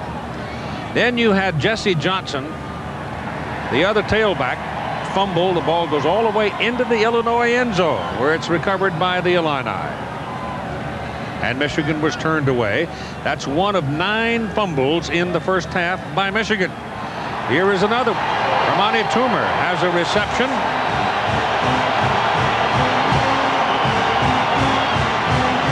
Looks like it could have been a big play. Gets hit. Ball squirts out. Illinois recovered it. It was 7-0, 7-0, and then 7-3 as Richardson hit a field goal of 22 yards. And then Richardson hit a field goal of 33 yards at the close of the halftime, and that's where we are, 7-6. Michigan with 9 fumbles, losing 4 plus an interception. And that's why the game is so close as we look at the first half stats with Mr. Bob Griese. Look at Michigan. One more total play than Illinois, but look at the total yards, 309 to 106. But the number right below that, the turnovers, is the great equalizer. Michigan has outgained Illinois by 200 yards and committed 5 turnovers, and the score is 7-6 at halftime. The first 6 possessions for Illinois, they punted. They didn't do anything until the ball started being thrown around by Michigan. They got 2 late field goals, courtesy of some of the turnovers. Verduzco was 11 of 19 and 68 yards. Not much rushing for Illinois, and Wright led them with 4 receptions. Michigan defensively, inside linebacker Morrison led with tackles, and Henderson had a sack. Michigan, on the other hand, there you see, not much done. They had really 6 possessions. The last one was just the end of the half. And touchdown, maybe too easy, that first touchdown, and 5 turnovers following that screen pass for a touchdown. Gerbach, 166 yards. He has an interception. Wheatley has 81 yards. Alexander leads the receivers. And Illinois defensively, linebacker Leach leads in tackles. And you see Hardy and Artisan both with a fumble recovery. The Michigan Wolverines then will try to have had their talk. Now they've got to take that talk and apply it to the field, leading by a scant point, ranked 3rd in the nation. Only a tie with the Irish of Notre Dame, marring their season. Lou Tepper, on the other hand, has seen his team lose close ball games, and he's seen him win close ball games in the last 2 weeks. And Illinois has the ball to start the second half. The kickoff is a poor one. Illinois making the reception, very short kick as Lynch comes back across the 35-yard line and goes out of bounds somewhere around the 37. And there Illinois will possess it. So the Illini with Jason Verduzco at quarterback, 5'9", 190-pounder, and tougher than a doorknob.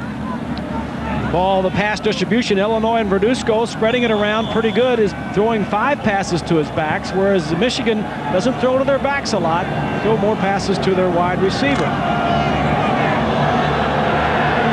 Fagan goes up into a slot position, leaving Boyer the single back for the Illini. You've got that alignment. We saw that once before in the first half.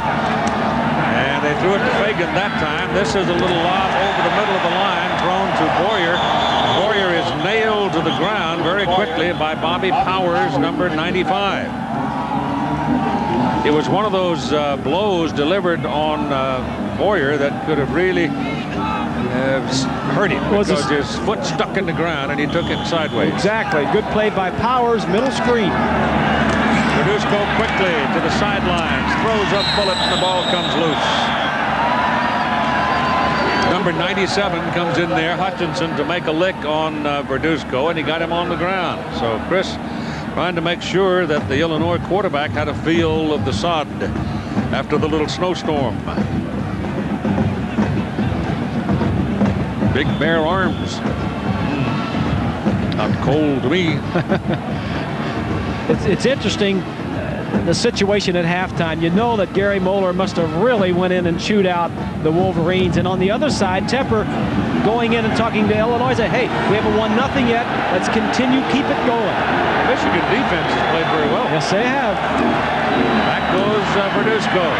Passes away, and he has a man wide open. That's Shane Fisher, and that's the most open receiver we have seen for Illinois all day long. And it's good for an Illini first down, and they're on the Michigan side of the field at about the 45-yard line. Big first down, keeps the drive going against a very good defense by Michigan. Take a look at them in the Big Ten. They lead in total defense, scoring, rushing, and quarterback sacks. They're second in takeaways and fourth in pass defense. No huddle. Verduzco comes up in a shotgun formation, calls out his plays. So they're showing different things here to start the second half. That little handoff out of the shotgun to Boyer, and he almost ran into Fagan and messed up the play behind the line of scrimmage. Yeah, that play didn't look right. No, something wrong with it. Yeah, get-go. Gain a yard.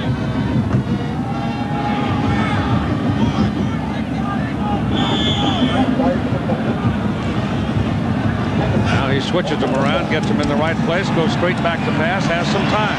Pass is away, pass is too high. The receiver, Fisher, he got to duck putting it a little bit downfield and did run out his pattern. Otherwise, he might have had a chance at it. Yep. That's Jack was eavesdropping when Gary Moeller talked to his team. Well, you didn't have to actually eavesdrop, Keith. If you stood outside the door, you could hear him talking.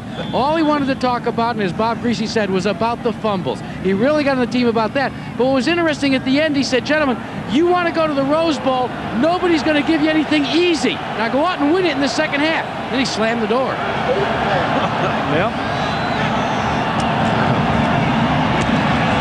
Verduzco gets his pass off. That one is perfect. Thrown to the tight end Olsen, but not a big gain on the play. He's going to come up well short of his first down.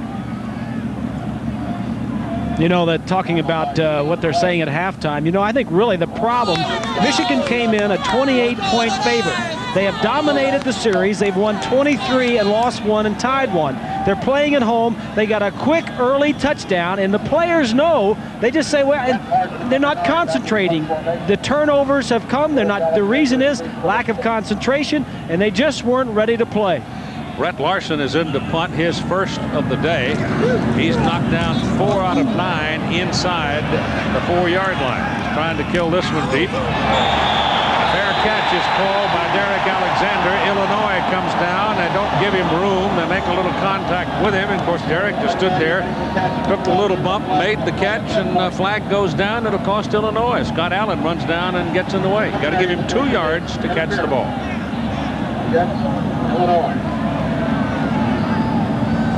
Just a silly mistake. Kick catch interference on a kicking team. The defensive man is looking up and not looking at the receiver trying to catch the football. So the Illini make a mistake, and Michigan profits from it.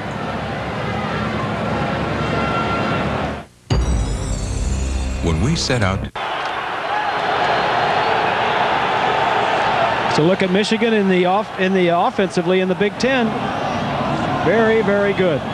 Barney Leggett is the lone back. Wheatley, sorry. Wheatley. And nothing there as the Illinois defense jumped on him real quick.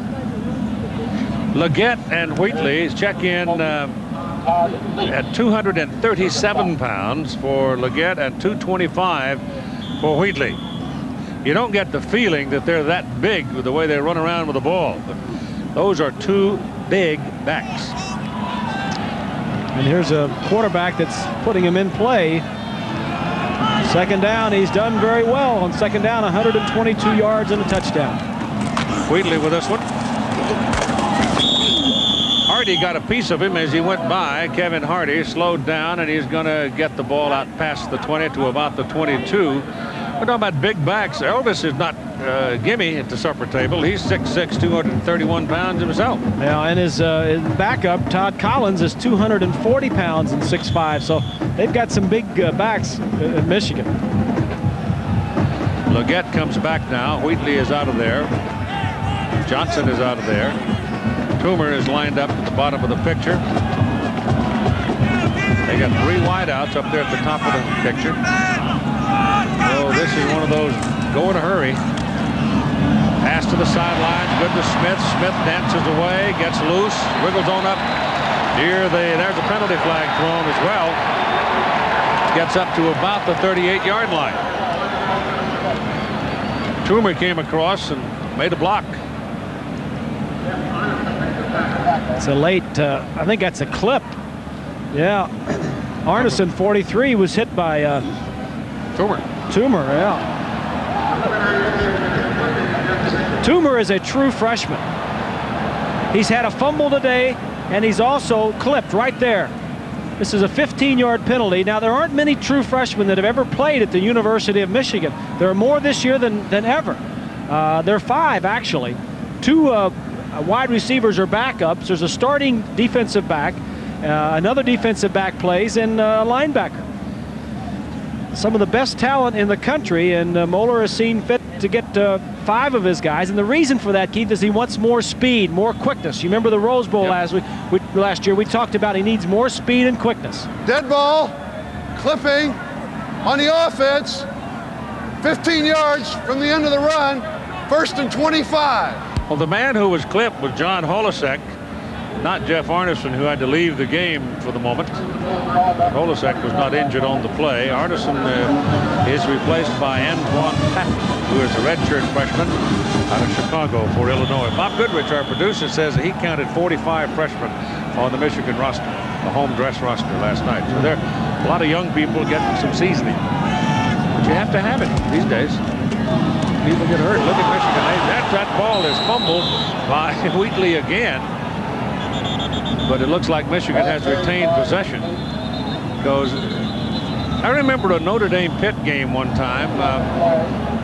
Now there's a flag comes flying out of there, so I don't know what that means. But frustration, I'm sure, is starting to build up on some parts. But I remember one time that all Pittsburgh had to do was take a snap in order to beat Notre Dame, and they couldn't handle the snap. They fumbled the snap like 9 times in 11 tries.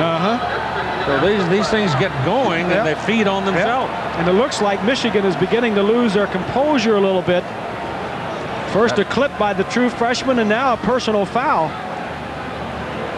30 yards and penalties. Dead ball, personal foul, offense, half the distance to the goal. From the end of the run, it'll be 2nd down. So the misery is building up here. You see, Gary has got that headset on, clipboard in his hand. He effectively is the offensive coordinator for his team. He's running the show. It's 2nd down and 37 now. 2nd and 37, and the problem you had in the first half is still there. They just dropped the football, fumbled it again. And they got a man very late getting off the field. And he does clear in time. Here goes Jesse Johnson. Johnson is taken down by John Holisek. No gain on that play. Exactly. What this is doing, it's hurting. The penalties and the turnovers are hurting Michigan, and at the same time, it's making Illinois realize, hey, we're in this game, we're getting some help, and they're thinking they can win. This may be our day. This is why they play the game. Put it on the 12. 3rd down and 37. Just don't make any mistakes. Offensively, backed up. Give it to Johnson. Got some daylight.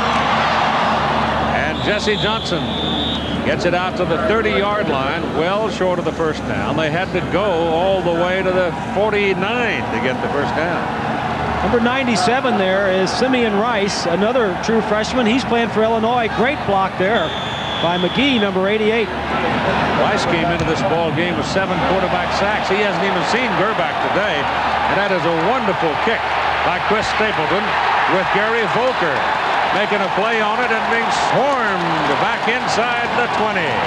57-yard punt, a 4-yard return. And they just turned the whole field around on that kick.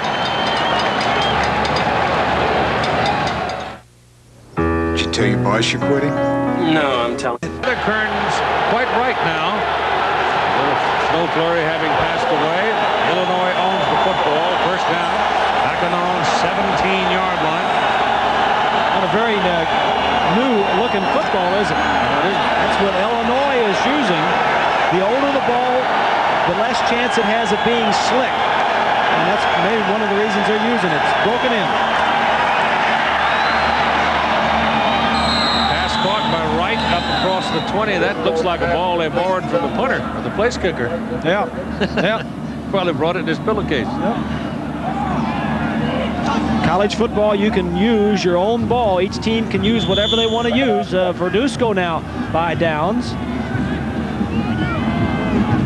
Most of his yardage on second down, does a lot of the throwing, most of his passes on second down. Michigan has dropped it 10 times and lost it 4 times, plus an interception. Verduzco behind the line of scrimmage. Chris Hutchinson, 97. Never stops. Well, that's true. You say he never stops. He leads this team in sacks this year with 9, and he is second all-time Michigan in the number of sacks with 22.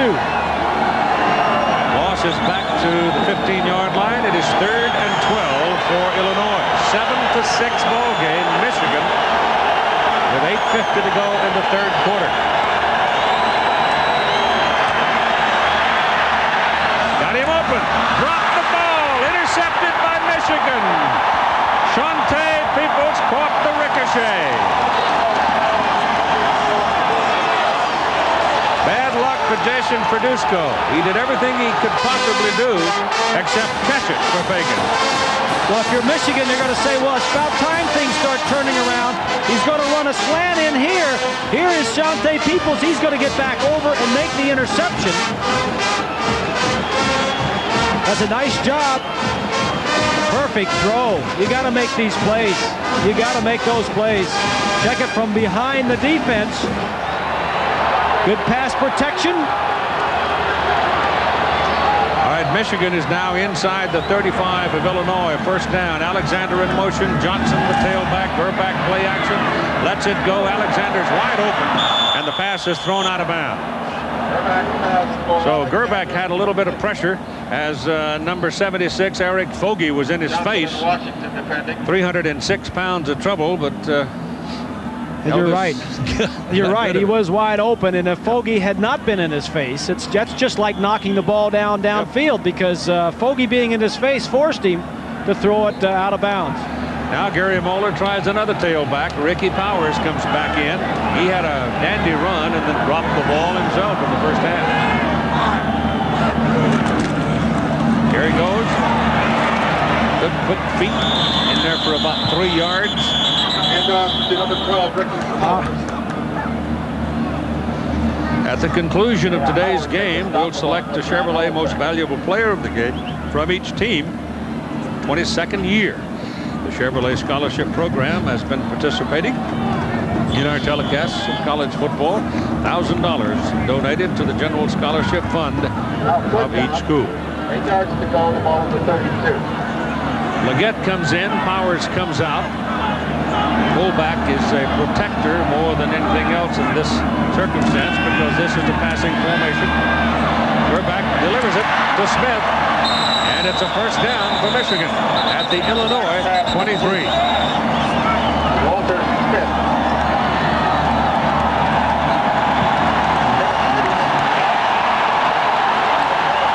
Look at Smith. He's giving the crowd the business. Get off your hand. Let us hear from you. They have been pretty quiet. Well, at halftime, when the team went off the field, there was a loud chorus of boos. Something this team is not used to hearing at home. Jesse Johnson's your tailback. Alexander's wide out here, and Phil Mel Johnson out here to cover him on the corner. They go the other way with Jesse Johnson, and about 2 yards, Bogey the tackle. And here's Big John. Keith, Duke and NC State, and Spence Fisher having a tough day. He fumbled one. State got a touchdown out of that, and here Damian Covington picks him off and goes 28 yards for the touchdown. That made it 28-14. That's where it stands. Elsewhere in the ACC, Wake Forest looking to make it 6 in a row. Ned Moultrie has a 1-yard touchdown run, 10-3 at halftime. Keith. That ain't Big Bad John. Alexander again in motion. They let him go over there. Give it instead to Jesse. Down to the 15. Starting to find some cracks now as they're just running right at Illinois.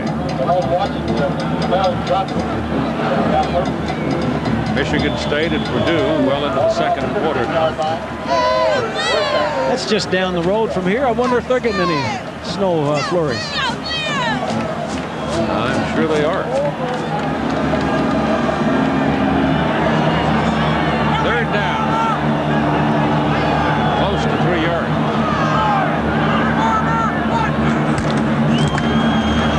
Johnson's got it.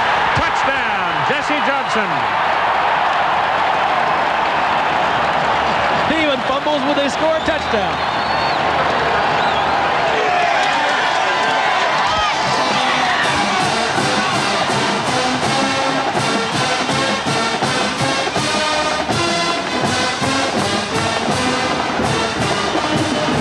Right up inside. 72 is Skeen. Everett, number 51, with a good block. I can't hold on to it.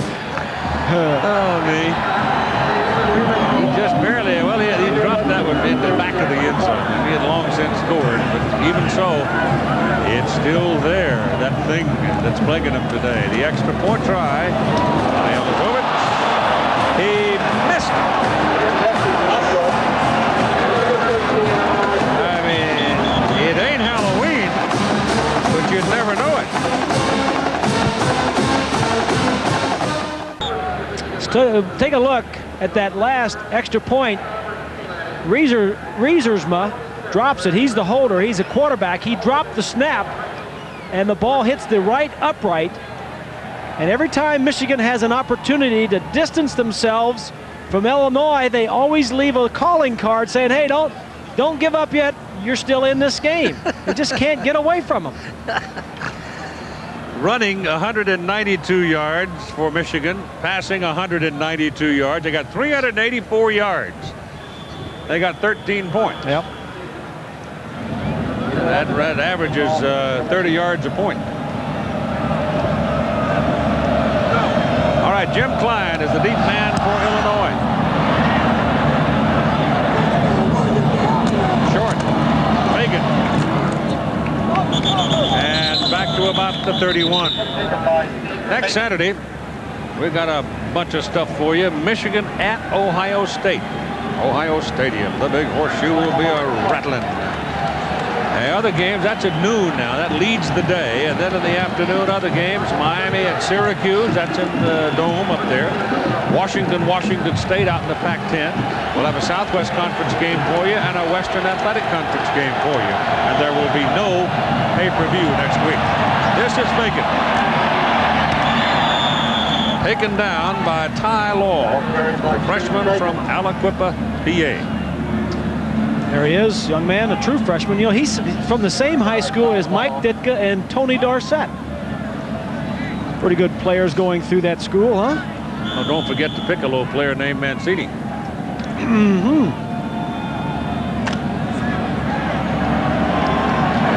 Second down and 5.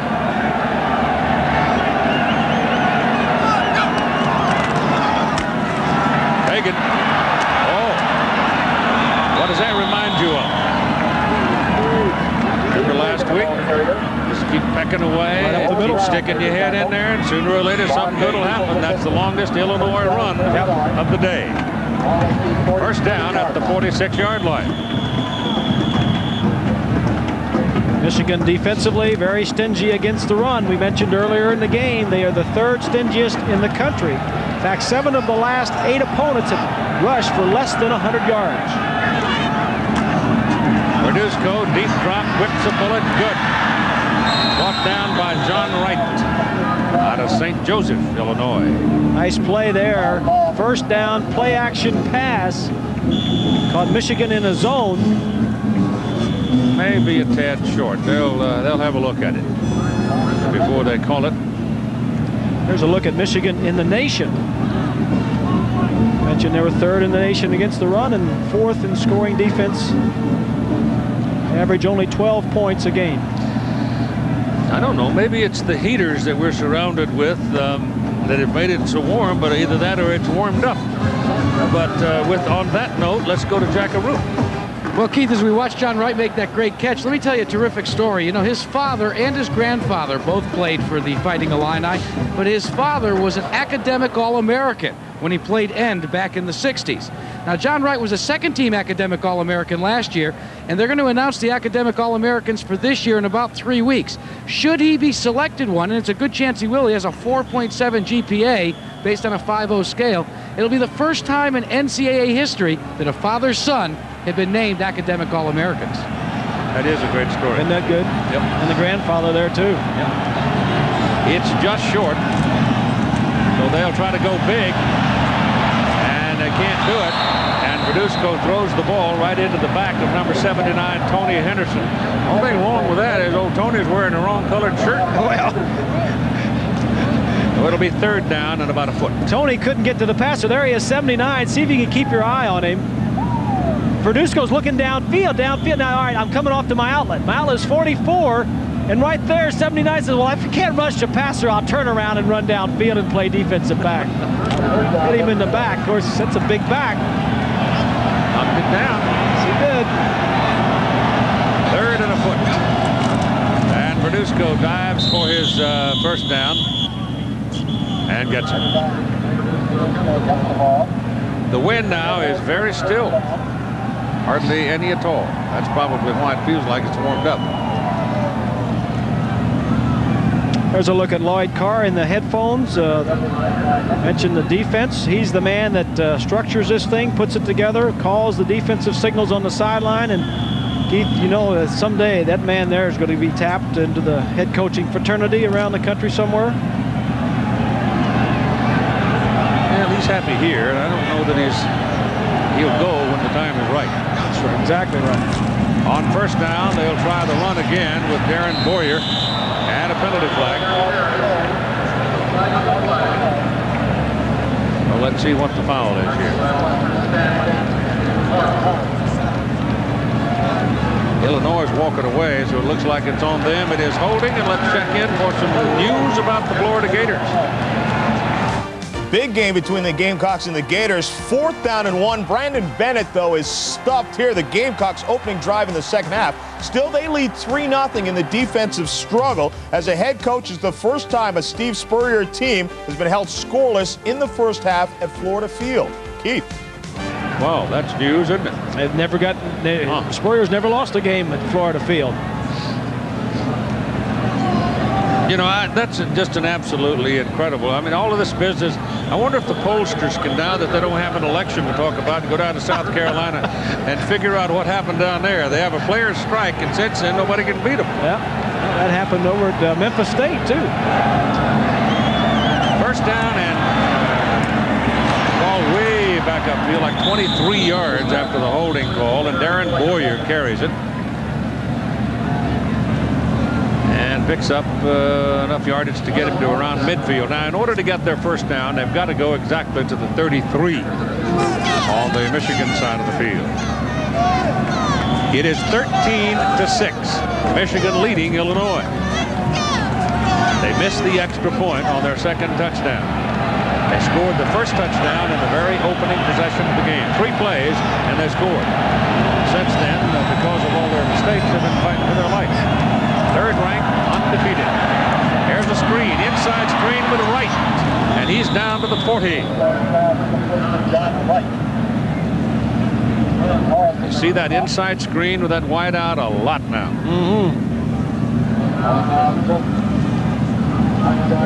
Verduzco is only 5'9". I don't know if we've mentioned that. Sir Jason doesn't like to hear it, but I'm sold on this young man. We've done a couple of his games in the past, and you like to have your quarterback 6'4" and 5. Gerbach is 6'5", but this young man gets it done, and he's only 5'9", and he can play.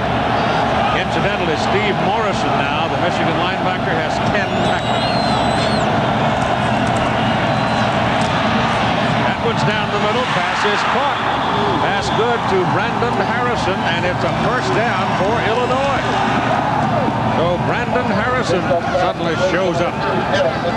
He ain't that big either, but he was in the right place at the right time, and Verduzco hit him on the number. He's put the ball on the numbers earlier in this half.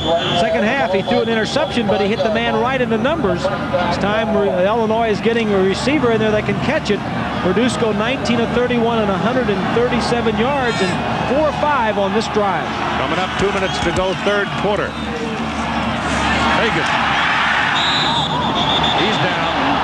That's down. No fumble there. Monday night, it's Buffalo. The Buffalo Bills and the Miami Dolphins, and that's a rematch from early in the year when Miami went to Buffalo and stole one. Here come the Bills to the south. Tim Robbie and the Dolphins are going to honor the undefeated team of 1972 at that ball game. They're going to give you a new car? No. I'm just going to bring back some old memories. I bet that'll be fun. Yep. 9 o'clock on ABC Eastern Time. Pass down the pipe. Pass caught for the tight end, Custer. And he's going to have that ball down at the Michigan 5-yard line where it's first down and goal to go. 13-6 is your score.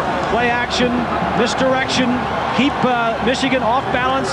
There you see the receiver right there, the tight end crossing. That's Custer. And Verduzco, we mentioned early, has got to have a big game. You know, Tepper says sometimes you hope you can win and sometimes you believe. Verduzco believes he can beat Michigan. First down and goal to go at the Michigan 5. The crowd comes up. Verduzco rolls to the right, looking, pointing, throwing. Incomplete, and a penalty flag. We might have a holding call coming here because Hutchinson was tangled up over there with Randy Bierman. Illegal block in the back by Bierman. That's what it was. And the Illini hurt themselves. Yeah, well, that was a dangerous throw by Jason too. Yeah, he might have been better off just to pull that one down and gone with it. 13-6. They go in there and kick the point and tie the score. They've had 2 field goals so far in the game. And as the penalty comes back now, they will put the ball back on the outside the 16-yard line. So it'll be second down and goal from the 16. 5 of Illinois' Big Ten games this year have been decided by 3 points or less. They've had 2 one-point losses in the conference, so they're used to some close games. First and goal from the 16. Inside, Gilger, tight end. Big guy just drifting over the middle, and he takes it down to the 8-yard line, so he got half of it. It's second down and goal from the 8.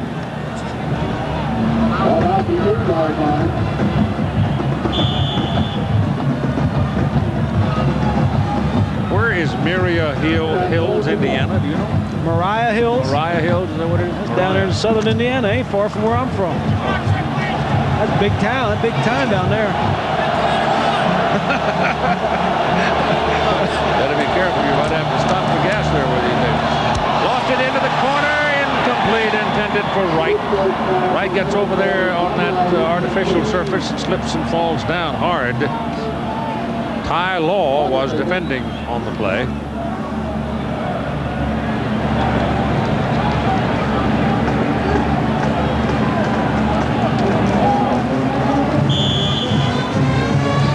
Ball rests at the 8-yard line. It is third down coming up. Third and goal for Illinois. Lloyd Card Still hasn't given up a touchdown today against Illinois.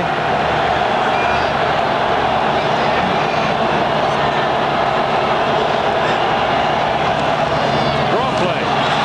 Boyer, touchdown, Illinois.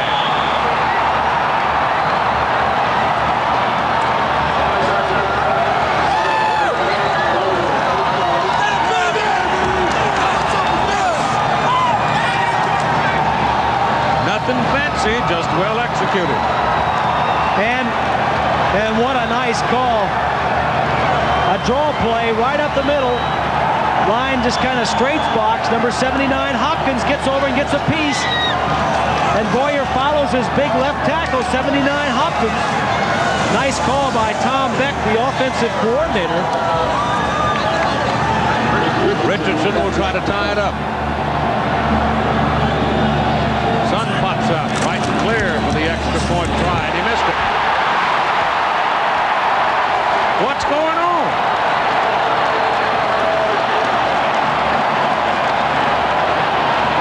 I mean, there are weird things happening. There's some real things going on around here, huh? Sun comes out in the middle of a snowstorm. Illinois is in position to tie Michigan with the final seconds of the third quarter, and they can't make an extra point. My goodness. 13-12 ball game, 11 seconds to go. We come to the end of the third quarter. Let's take a look at, see if the snap. I don't see anything wrong with it. No. Yeah. You know, the kicking has not been good all day. Either way, both ways. The kickoffs haven't been good. It is a very cold day. Guys have been dropping the football all over the place, and it's not good for kicking when it's this cold either. But still, you should make an extra point. Especially if you want to win. Great drive, though. Illinois wanted to come in, hold the ball. Time of possession has been very good for them. In fact, they've had the ball, I think, more plays than Michigan. The funny thing about that, though, is Richardson was very authoritative with his 2 field goals in the game. All right, he'll kick it off. Tyrone Wheatley and Mercury Hayes will wait for it. The ball is not going very far. No, it's not. That ball's taken up around the 15-yard line by Wheatley, and he promptly fumbles it, goes out of bounds. So Michigan should keep the ball.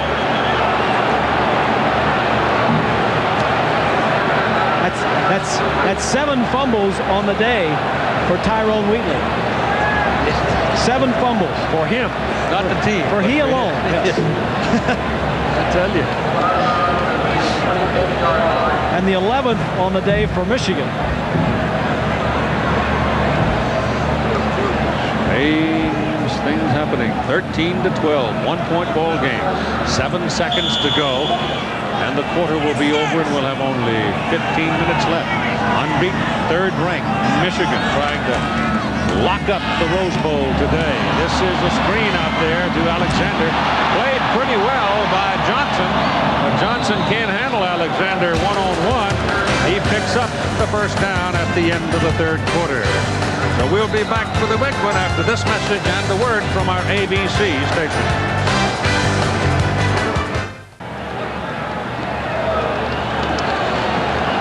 The football belongs, as we start the fourth quarter of play, to the Michigan Wolverines. First down, just short of their own 40-yard line. They lead by 1 point over Illinois, 13-12. And they're beginning to look over their shoulder a little bit because of the strange things that have been happening to them. Jesse Johnson carries their short gain. Here's John. Keith, we told you Johnny Majors stepped down as the coach of Tennessee last night. He'll stay on till the end of the season. Here against Memphis State, Steve Matthews to Russ Copeland, and things not going well for Majors early. 11 yards, it's 7-0 right now. Let's go back to you, Keith. Oh, dear. Now, we've got a lot of oh-dearing going on around here. It's one of the quietest 106,000 people you'll ever see in your life. They got nothing to cheer about right now. They're just holding their breath, hoping their guys can hang on here. because they have made virtually every mistake that you can possibly make in this game. Now here's the stats through 3 quarters. The first thing you need to look at is the turnovers. Michigan has had 5. The next thing, total plays. Illinois now has 60, and the time of possession, Illinois way up 24-20 over Michigan. Which is exactly what Lou Tepper wanted. They wanted time of possession, and the gifts, the Christmas presents are the turnovers from the University of Michigan, keeping Illinois in the game. And when they haven't turned it over, they've dropped it like that off the hands of Smith and intercepted by Jeff Arneson.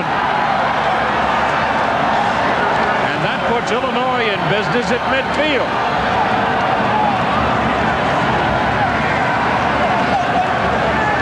It's a blitz. Watch the linebackers blitz. Do you see it? It's a blitz adjustment. He's throwing it to Smith.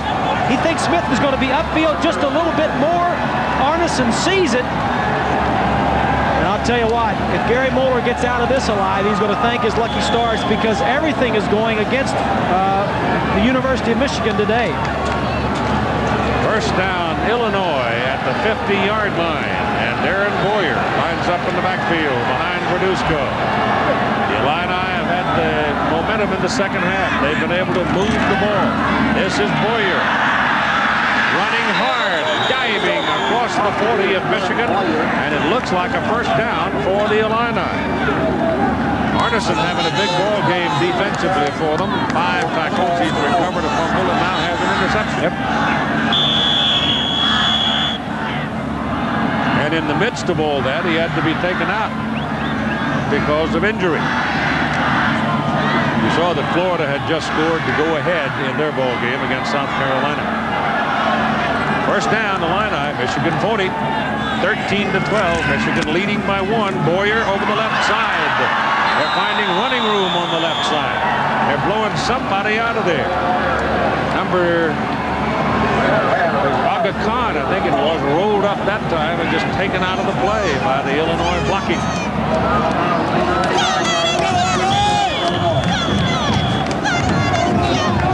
Buster Stanley it was taken out of the play. Not Aga Khan. Buster Stanley, 60.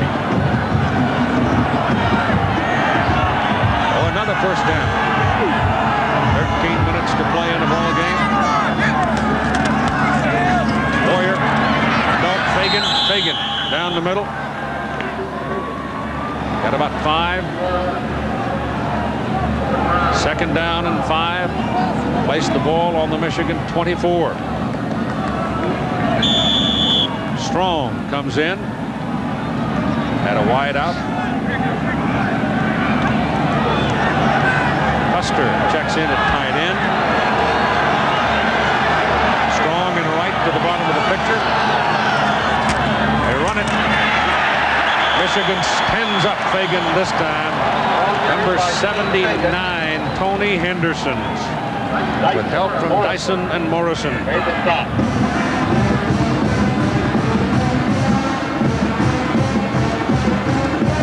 Morrison is 36. Henderson, 97, took 2 men with him and allowed Morrison and Dyson to get there unblocked. Morrison with 12 tackles on the day. 3rd and 6. They lost a yard. Verduzco to throw it. White. He didn't give John much of a chance to do anything with it. Stretched out as far as he could, reeled it in, and picked up a yard. So that'll bring up 4th down.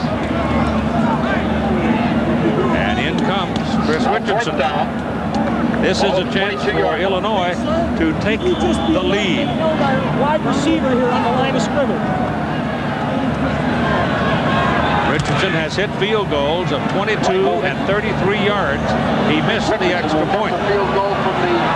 This will be spotted at the 30, make it a 40-yard try for the lead.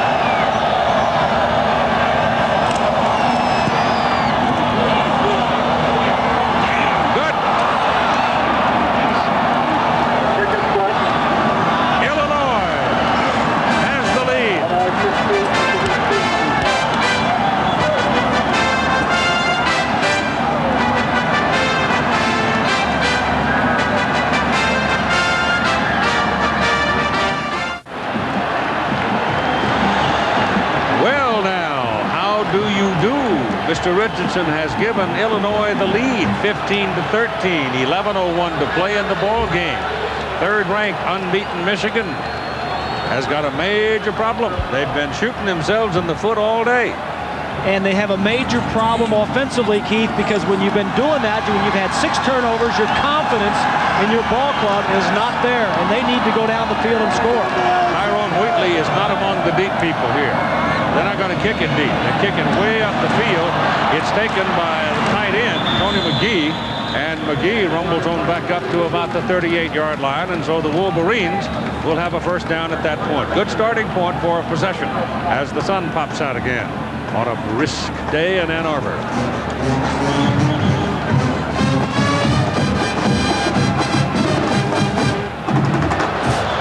It is November. You're never safe in November, especially when you play a conference team. Old foe. Wheatley 86 yards in the game. Johnson 81 yards in the game. Johnson is the tailback right now for Michigan. He gets the carry, looking in the middle. Extra effort, penalty flag goes down. Man coming up from the back through the flag, could be a face mask.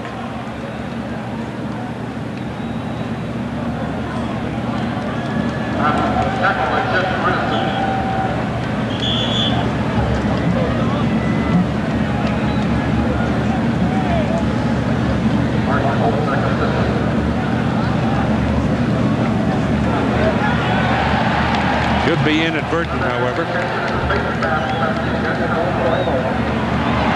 Going to run left side behind Jenkins, number 77. Every man has a defender that he's blocking, fights his way through, and there the face mask is right there, inadvertent. 5-yard penalty, make it first down. Illinois has had the second and about one. Second down one. Yeah, benefit of the turnover, scoring 9 points. You don't get the automatic first down with your inadvertent face mask.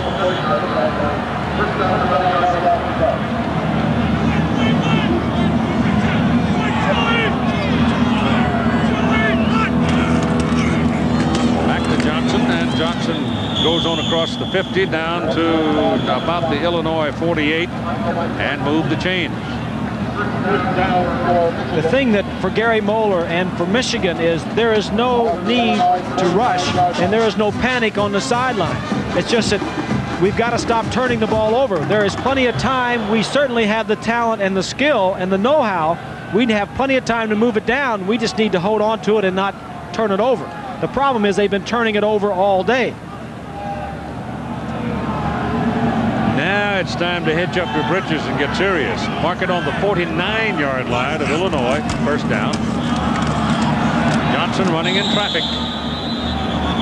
He tends to put the ball away, I must say, a little better than Wheatley because Tyrone swings it around quite a bit when he's running. Exactly, and that's fine with Wheatley when he's running free, but when he gets into traffic, he needs to cover it up and not be so move his arms so freely, but protect the football.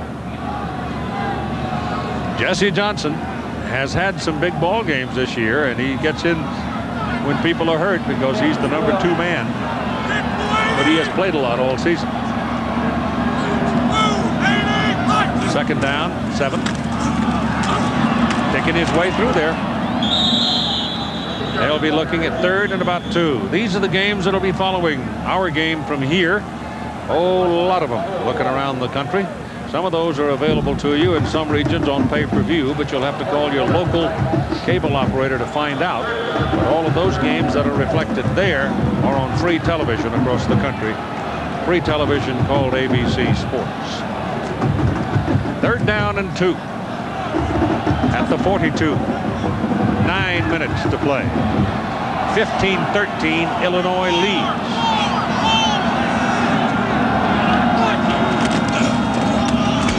Johnson working hard. Close to his first down, depends on the spot. Dana Howard is the man that put the hit on him.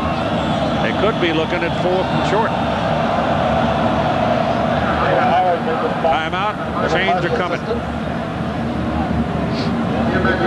He didn't get a generous spot. There's a defensive coordinator for Illinois, Denny Marson. Talking with him earlier in the week, he said, we just want to take away their big plays. Well, they have, except for the first drive of the game. As you see, it's going to be 4th and short. But Marson said no big plays, force Michigan to be patient, take lots of small gains, take the time to get down the field. 4th down and a foot, and they're going to go. Leggett comes out, the big fullback, 237. Lines up tight behind Elvis. Breaks outside and gets the first down. He isn't through yet. Down to the 33-yard line, first down, Michigan. Big, tough run by Leggett. Here it is up front. He's going to go off the right corner. He sees it. Good running by Leggett. Doesn't get to carry the ball that much. But in a 3rd or 4th and short like this, they give it to the big back. Yeah, if he'd have kept his head down and gone right to the stunt, he might not have made it. He'd run into the pile. Up, yep, found daylight. Look what I found. Hello. So first down, Michigan at the Illinois 33. Alexander goes in motion.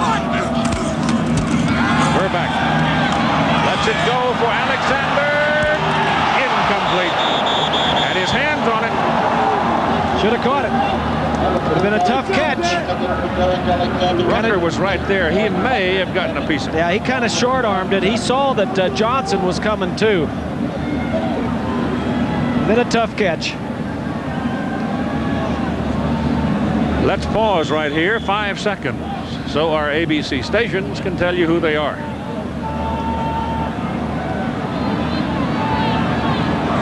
And we're glad to know you. 8:14 to play in the ball game. 15-13. Illinois leads Michigan. Smith in motion. Reverse? Nope. Nope. Johnson kept it. Number 76, Eric Fogey, 306-pounder from Chicago, rode him down at the line of scrimmage. Here's a look at how the top 10 are doing. This is in the AP. Nebraska, they put Frazier in there at quarterback, and they've been knocking folks around, haven't they?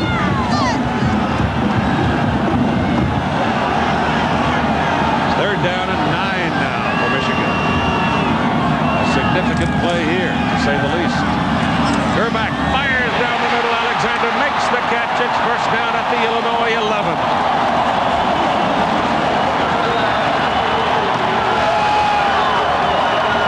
They've been hitting this route all day. Alexander up here at the top is just going to come down and run a square in. The other receiver up there is going to go short and kind of hook to hold the linebackers, and in between the linebackers, well designed and well executed. 6 catches, 97 yards for Derek Alexander. Gerbach has really played well. He's put the ball on target most of the day. First and 10, Michigan. Johnson, the tailback. Gerbach keeps it. That one's thrown away. Good coverage. Nothing was open.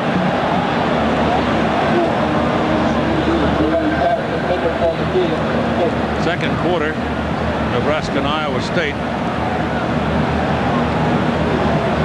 That's early. Penn State, Notre Dame.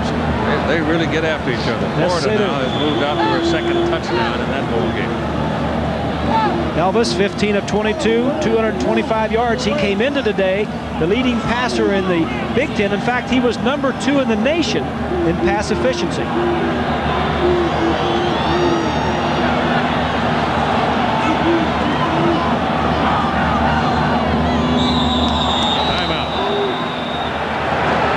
Remaining 7:01. Illinois 15, Michigan 13. There is at least a partial summary of the game. The important things being reflected there, but add to that, officially there have been 10 fumbles though the Wolverines have put it on the ground 11 times. Now, the Michigan field goal kicker, Peter Elizovich, cranking around on the sidelines just in case they have to call on him.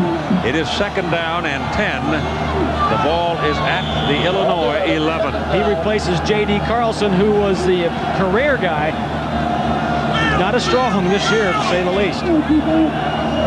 They've got Toomer and Alexander over here together. They run it with Johnson, and touchdown! Jesse Johnson.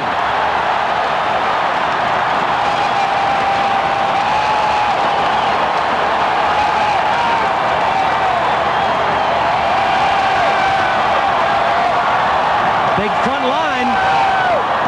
Jesse Johnson is not the starter. He wasn't the starter last year, but he gets it into the end zone. There are 2 other running backs on this team. Wheatley has 1,000 yards this year. Powers had 1,000 yards last year, and Johnson is the guy that Moeller wanted in there on this final drive. He had confidence in him. He's got 109 yards now on 20 carries, and he has scored 2 touchdowns. And they're going to go for 2 if they can decipher what it is that Gary Moeller was trying to tell them. Yeah. No wonder the semaphore guys went out of business.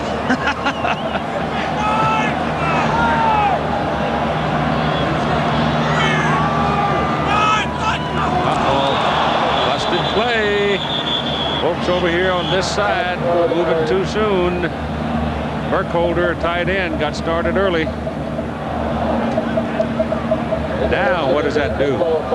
It's 19 to 15.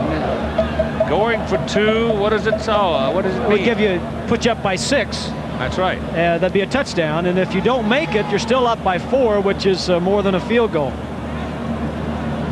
So it's a good call. Yep. Start. Offense. Repeat the try. Under the circumstances, 4 points is as good as 6, really. You're assuming, of course, that that the other people won't make the extra point if they get. Well, what Illinois has to do already is a field goal is no good to them, so they have to score a touchdown. Yep. Well, a 5-yard penalty like this backs them up, where they've probably got a little more room in which to do their thing. It's really not that big a deal because you have more room to throw the ball into the end zone. Right. Now they got everybody in place. Both teams making last-second substitutions, and Gerback drops to throw it. Goes underneath with it to Legette. Legette can't hang on as he had walloped. I mean, he took a lick from Dana Howard. And so the score is Michigan now 19 and Illinois 15. This is called Regents Plaza, named in honor of the former regents of the University of Michigan. The sculpture is by Bernard Rosenthal, and a mere touch spins the 1.5-ton cube. That's where Bob was all the way till supper time last night. Yeah, checking that out. Well, this is Jason Verduzco's time of the ball game. He has done it the last couple of weeks, pull the game out in the last couple of minutes. And he's going to get an opportunity to do it this afternoon. 19 to 14, Michigan by 4. Kick is not a very good one. Out of bounds. Neither team has kicked well today. It's not a good day to kick. The ball is just a little bit too hard to kick today. Come out to the 35-yard line. Free kick out of bounds on a kicking team. By rule, the ball will be placed on the 35. First down.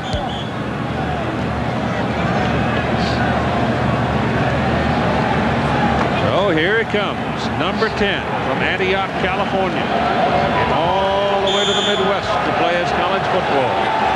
Started under John Makovic. He's finishing under Lou Tepper. He's got a chance right here to put down one of the biggest of his career, if you can do it. Jason Verduzco. Throws a hummer. Pass is caught by Jim Klein, who hasn't seen the ball much today. First down, Illinois on the Michigan 49-yard line. That's Klein's first catch of the day. 2 weeks ago, Keith, Verduzco had a 22-yard touchdown pass to right to beat Wisconsin. And last week against Purdue, he capped a 25-yard pass to Strong to win the game with less than a minute to play. So he's done it the last 2 weeks. See if he does it here today. Run it with Boyer. And Boyer, who was pretty well held in the first half, is picking up yardage here in the second half. He got about 5 there. 11 carries, 51 yards, and most of it in the second half.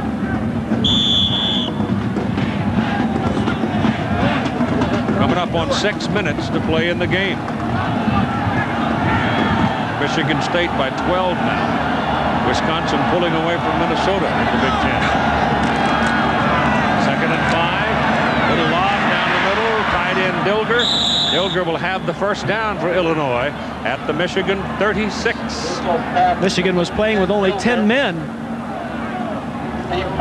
Some kind of confusion defensively.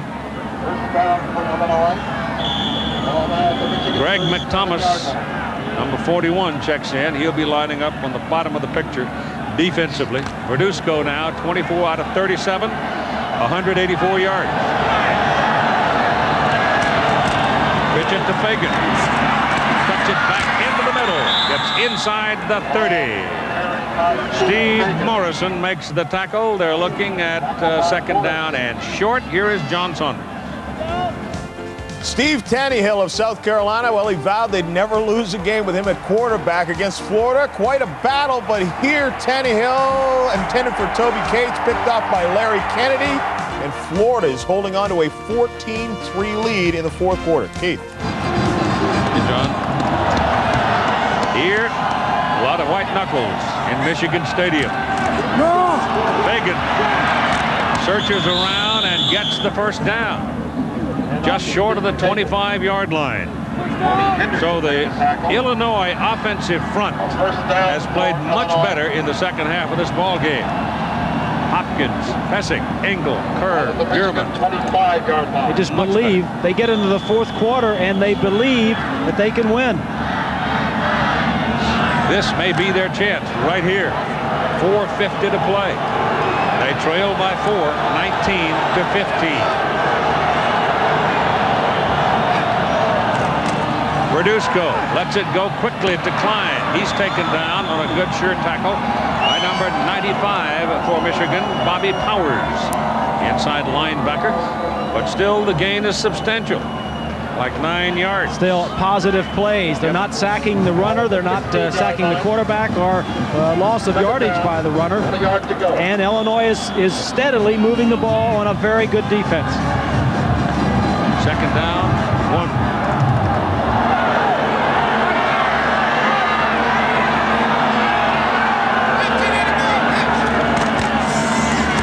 This is Boyer.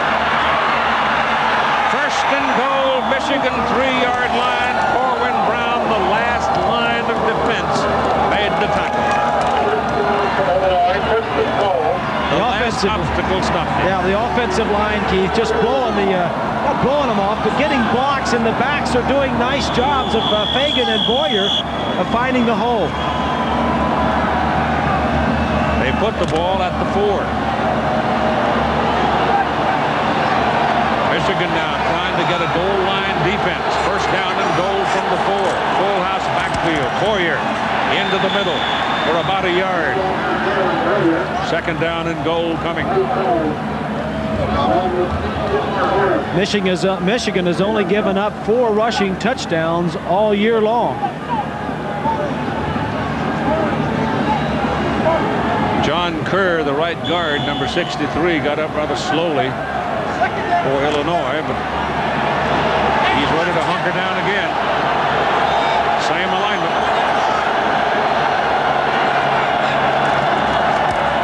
Verduzco on an option, keeps it, stopped at the 2. He bellied to his fullback, then pulled it out, kept it himself.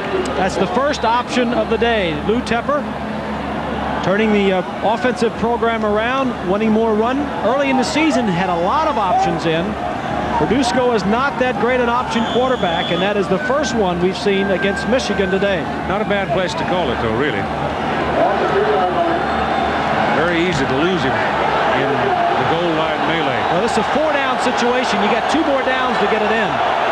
Warrior, Pierce, and Lester are the backs. Verduzco keeping it, turns it in, and touchdown, Illinois!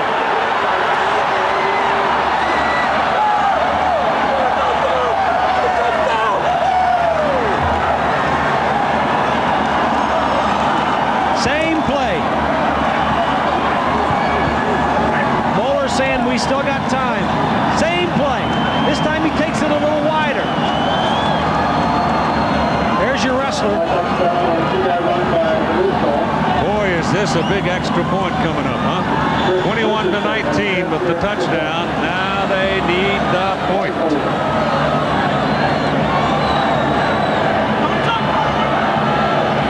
Missed the last one.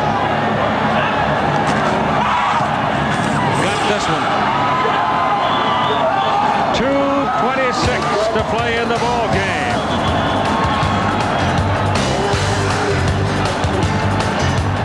There's a 3-point lead for the University of Illinois. Michigan has just shot themselves in the foot all day. 6 turnovers, twice that many mistakes. Last Saturday, we watched the unbeaten Washington Huskies go down at Arizona. And now here at home, the Michigan Wolverines are trailing by 3. It'll take more than a field goal to win. You've got 2 minutes and 26 seconds to play in the football game. You have 2 timeouts. And your field goal kicker is not one of the strengths of your ball club. If you're looking at Gary Moeller and the Michigan Wolverines. That's a high, deep kick. Far and away the best kickoff of the day. Derek Alexander from the goal line. Picked up and planted. He got out to the 13 and then got a right on the shoulder of one of the Illini coverage men, and they really stuck him. Mike Russell. Give you some perspective on to look beyond this ball game, though, for Illinois. 20 of their 22 players on their defensive 2 deep are back next year. So it's at the 14 where Michigan must go to work. They're back, sideline pattern, caught by Toomer, first down. First down at the 25. That used 9 seconds off your clock. That of the kick return. Well, this man right here is very capable of taking a team down with more than 2 minutes to play and get a touchdown. And I think that's what they're thinking, because they want a chance at a national championship, and a tie will not get them that, or a loss, obviously. No, their hopes for anything national championship are resting on this possession. That's the tight end, Tony McGee. And it was a bullet that Gerbach threw in there, so much so that McGee, even though he's 6'5" and 241, staggered under it.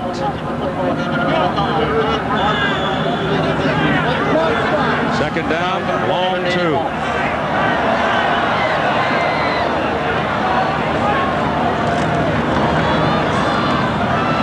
Alexander got it. Wonderful catch by Alexander. He was able to reel it in with one hand, and first down at the 45. This is a great catch and a throw. He's got to throw it over the short man. He caught it, held on to it, kept his foot in bounds. Big time catch and throw. And first down, clock stopping as they move the chains. 1:54 to play in the game. The ball is on the 45 of Michigan. Illinois 22, Michigan 19. Single coverage outside. Toomer against the single coverage. Gets out of bounds. They won't give it to him. The man on the sideline kept the clock grinding. See him rotating his arm. No, sir, you did not get there.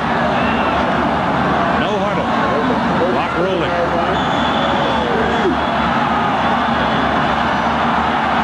Second and 7. Smith coming down the middle, open. Gets it. Gets out of bounds. the first down. Ball is at the 44 of Illinois. A minute 20 to play in the game. Illinois 22, Michigan 19. The thing you don't want here offensively, as you take a look at the timeouts, 2 left for Michigan, is a quarterback sack. That not only loses yardage for you, loses momentum, and also takes time for your receivers to get back.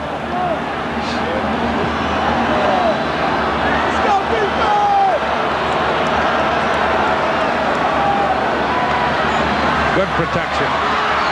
Nobody to throw. Now gets one. McGee. McGee gets out of bounds at the 35. 9-yard pickup. 1:12 to play. Illinois is sitting 3 deep zone and 4 short zones with their linebackers. Nothing there. I don't know if he'll get the call or not. Not unless it's the only thing left. That's right.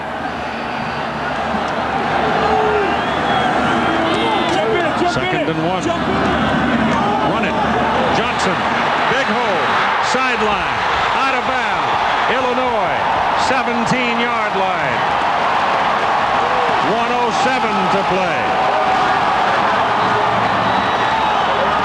It's coming right at you. It's a little trap, a draw trap. That's Cocozo, 68. Toomer, 18, is down there in somebody's way. And now there is no rush. 1:07. First down, Michigan. Illinois 17. Timeout on the field. All right, you got it. 1:07 to go. Money, marbles, and chalk. Strike up the band.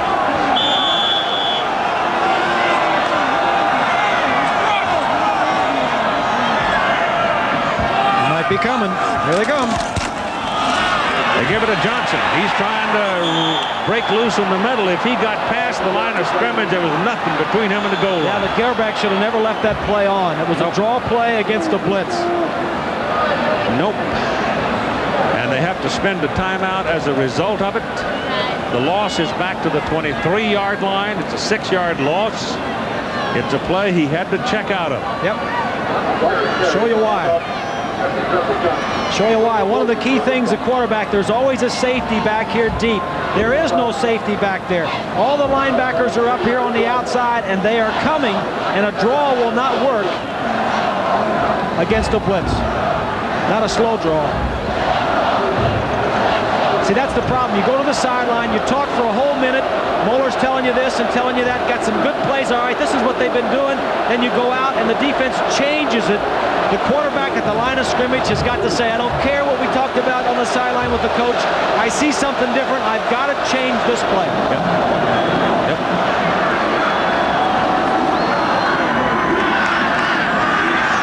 And that was a good call defensively by Marson, the defensive coordinator in Temper, because they had not been blitzing. They had not shown a lot of blitzes, and they came with one. There's your score. Michigan came in undefeated, only the tie with Notre Dame, ranked 3rd in the nation. Time remaining in the ball game, 58 seconds, and Michigan has 1 remaining timeout. Illinois came in a 29-point underdog. They've won 1 game in the last 25 that they've played against the Wolverines. Leggett is the protector for Gerbach. They got McGee up there now with Alexander and Smith. Top of the picture. Toomer is the wide man to the bottom of the picture.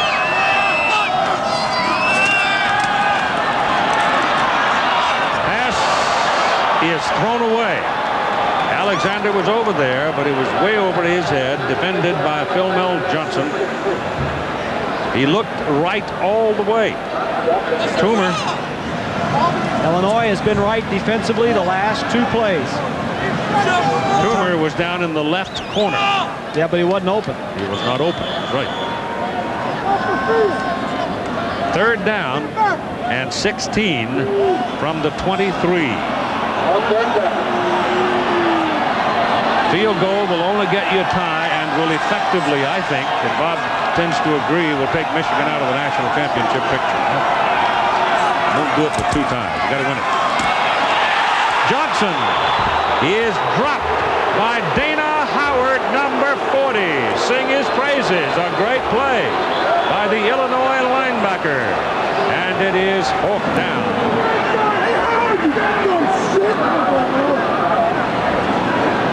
Now what do you do?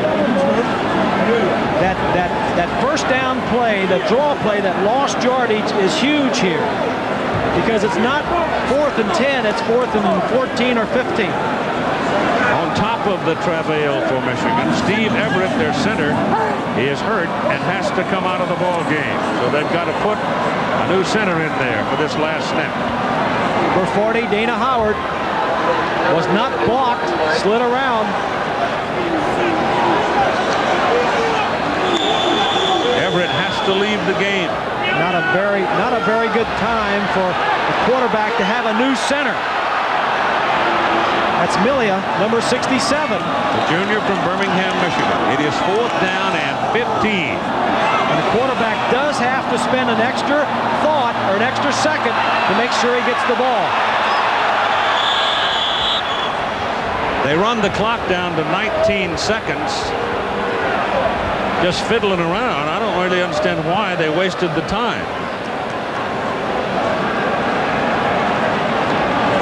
They're going to go for it, looks to me like.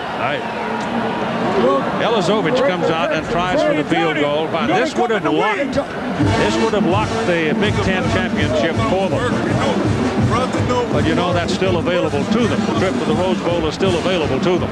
They go to Ohio State next week to finish the season. Was the clock running then? Did they have a timeout? Elizovich. He walked out on the field. And he's out there now. This would be his career long, I believe. His longest has been 33. But here at Michigan, he has not been beyond the 33-yard line successfully. So there was confusion on the part of Michigan on the last play. It is 4th down and 15. They do not have a timeout remaining now. So I guess they have decided that they will go for the tie. Where's 29? Is he out there? Yep. Yes, he is. Peter Elizovich, Jr., Farmington Hills, Michigan. This is a 39-yard try to win. The crowd is booing. To tie. The crowd is booing the try for the tie. Plenty of leg. Hit it.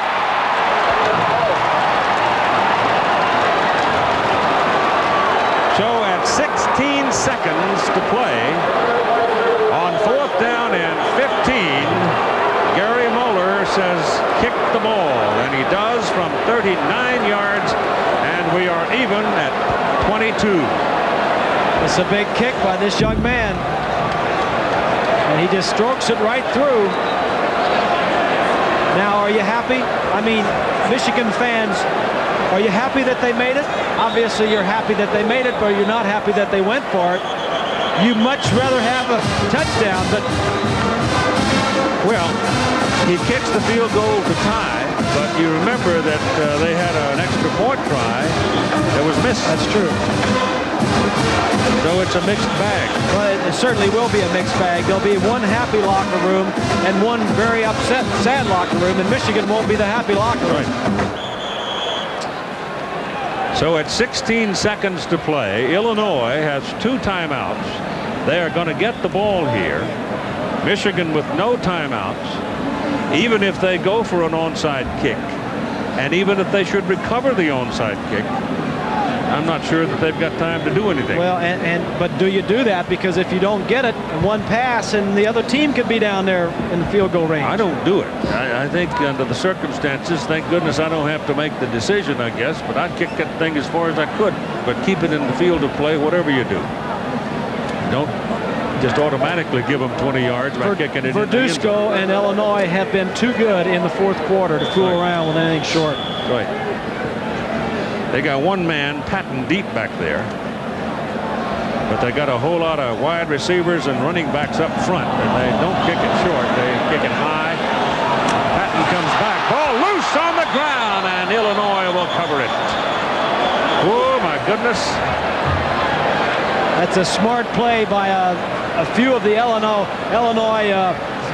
receiving team.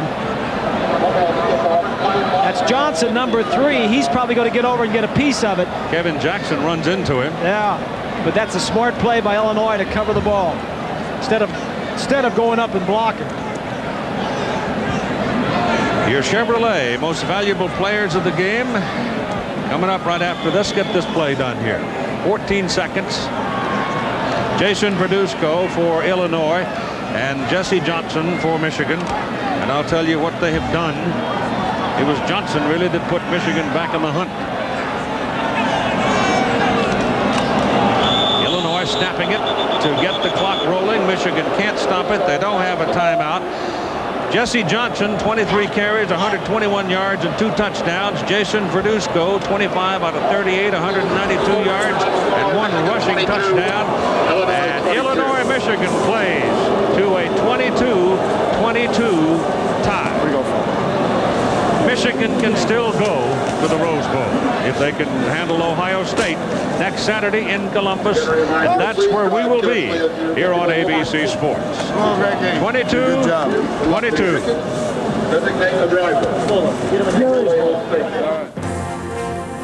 ABC's College Football has been brought to you by Geo.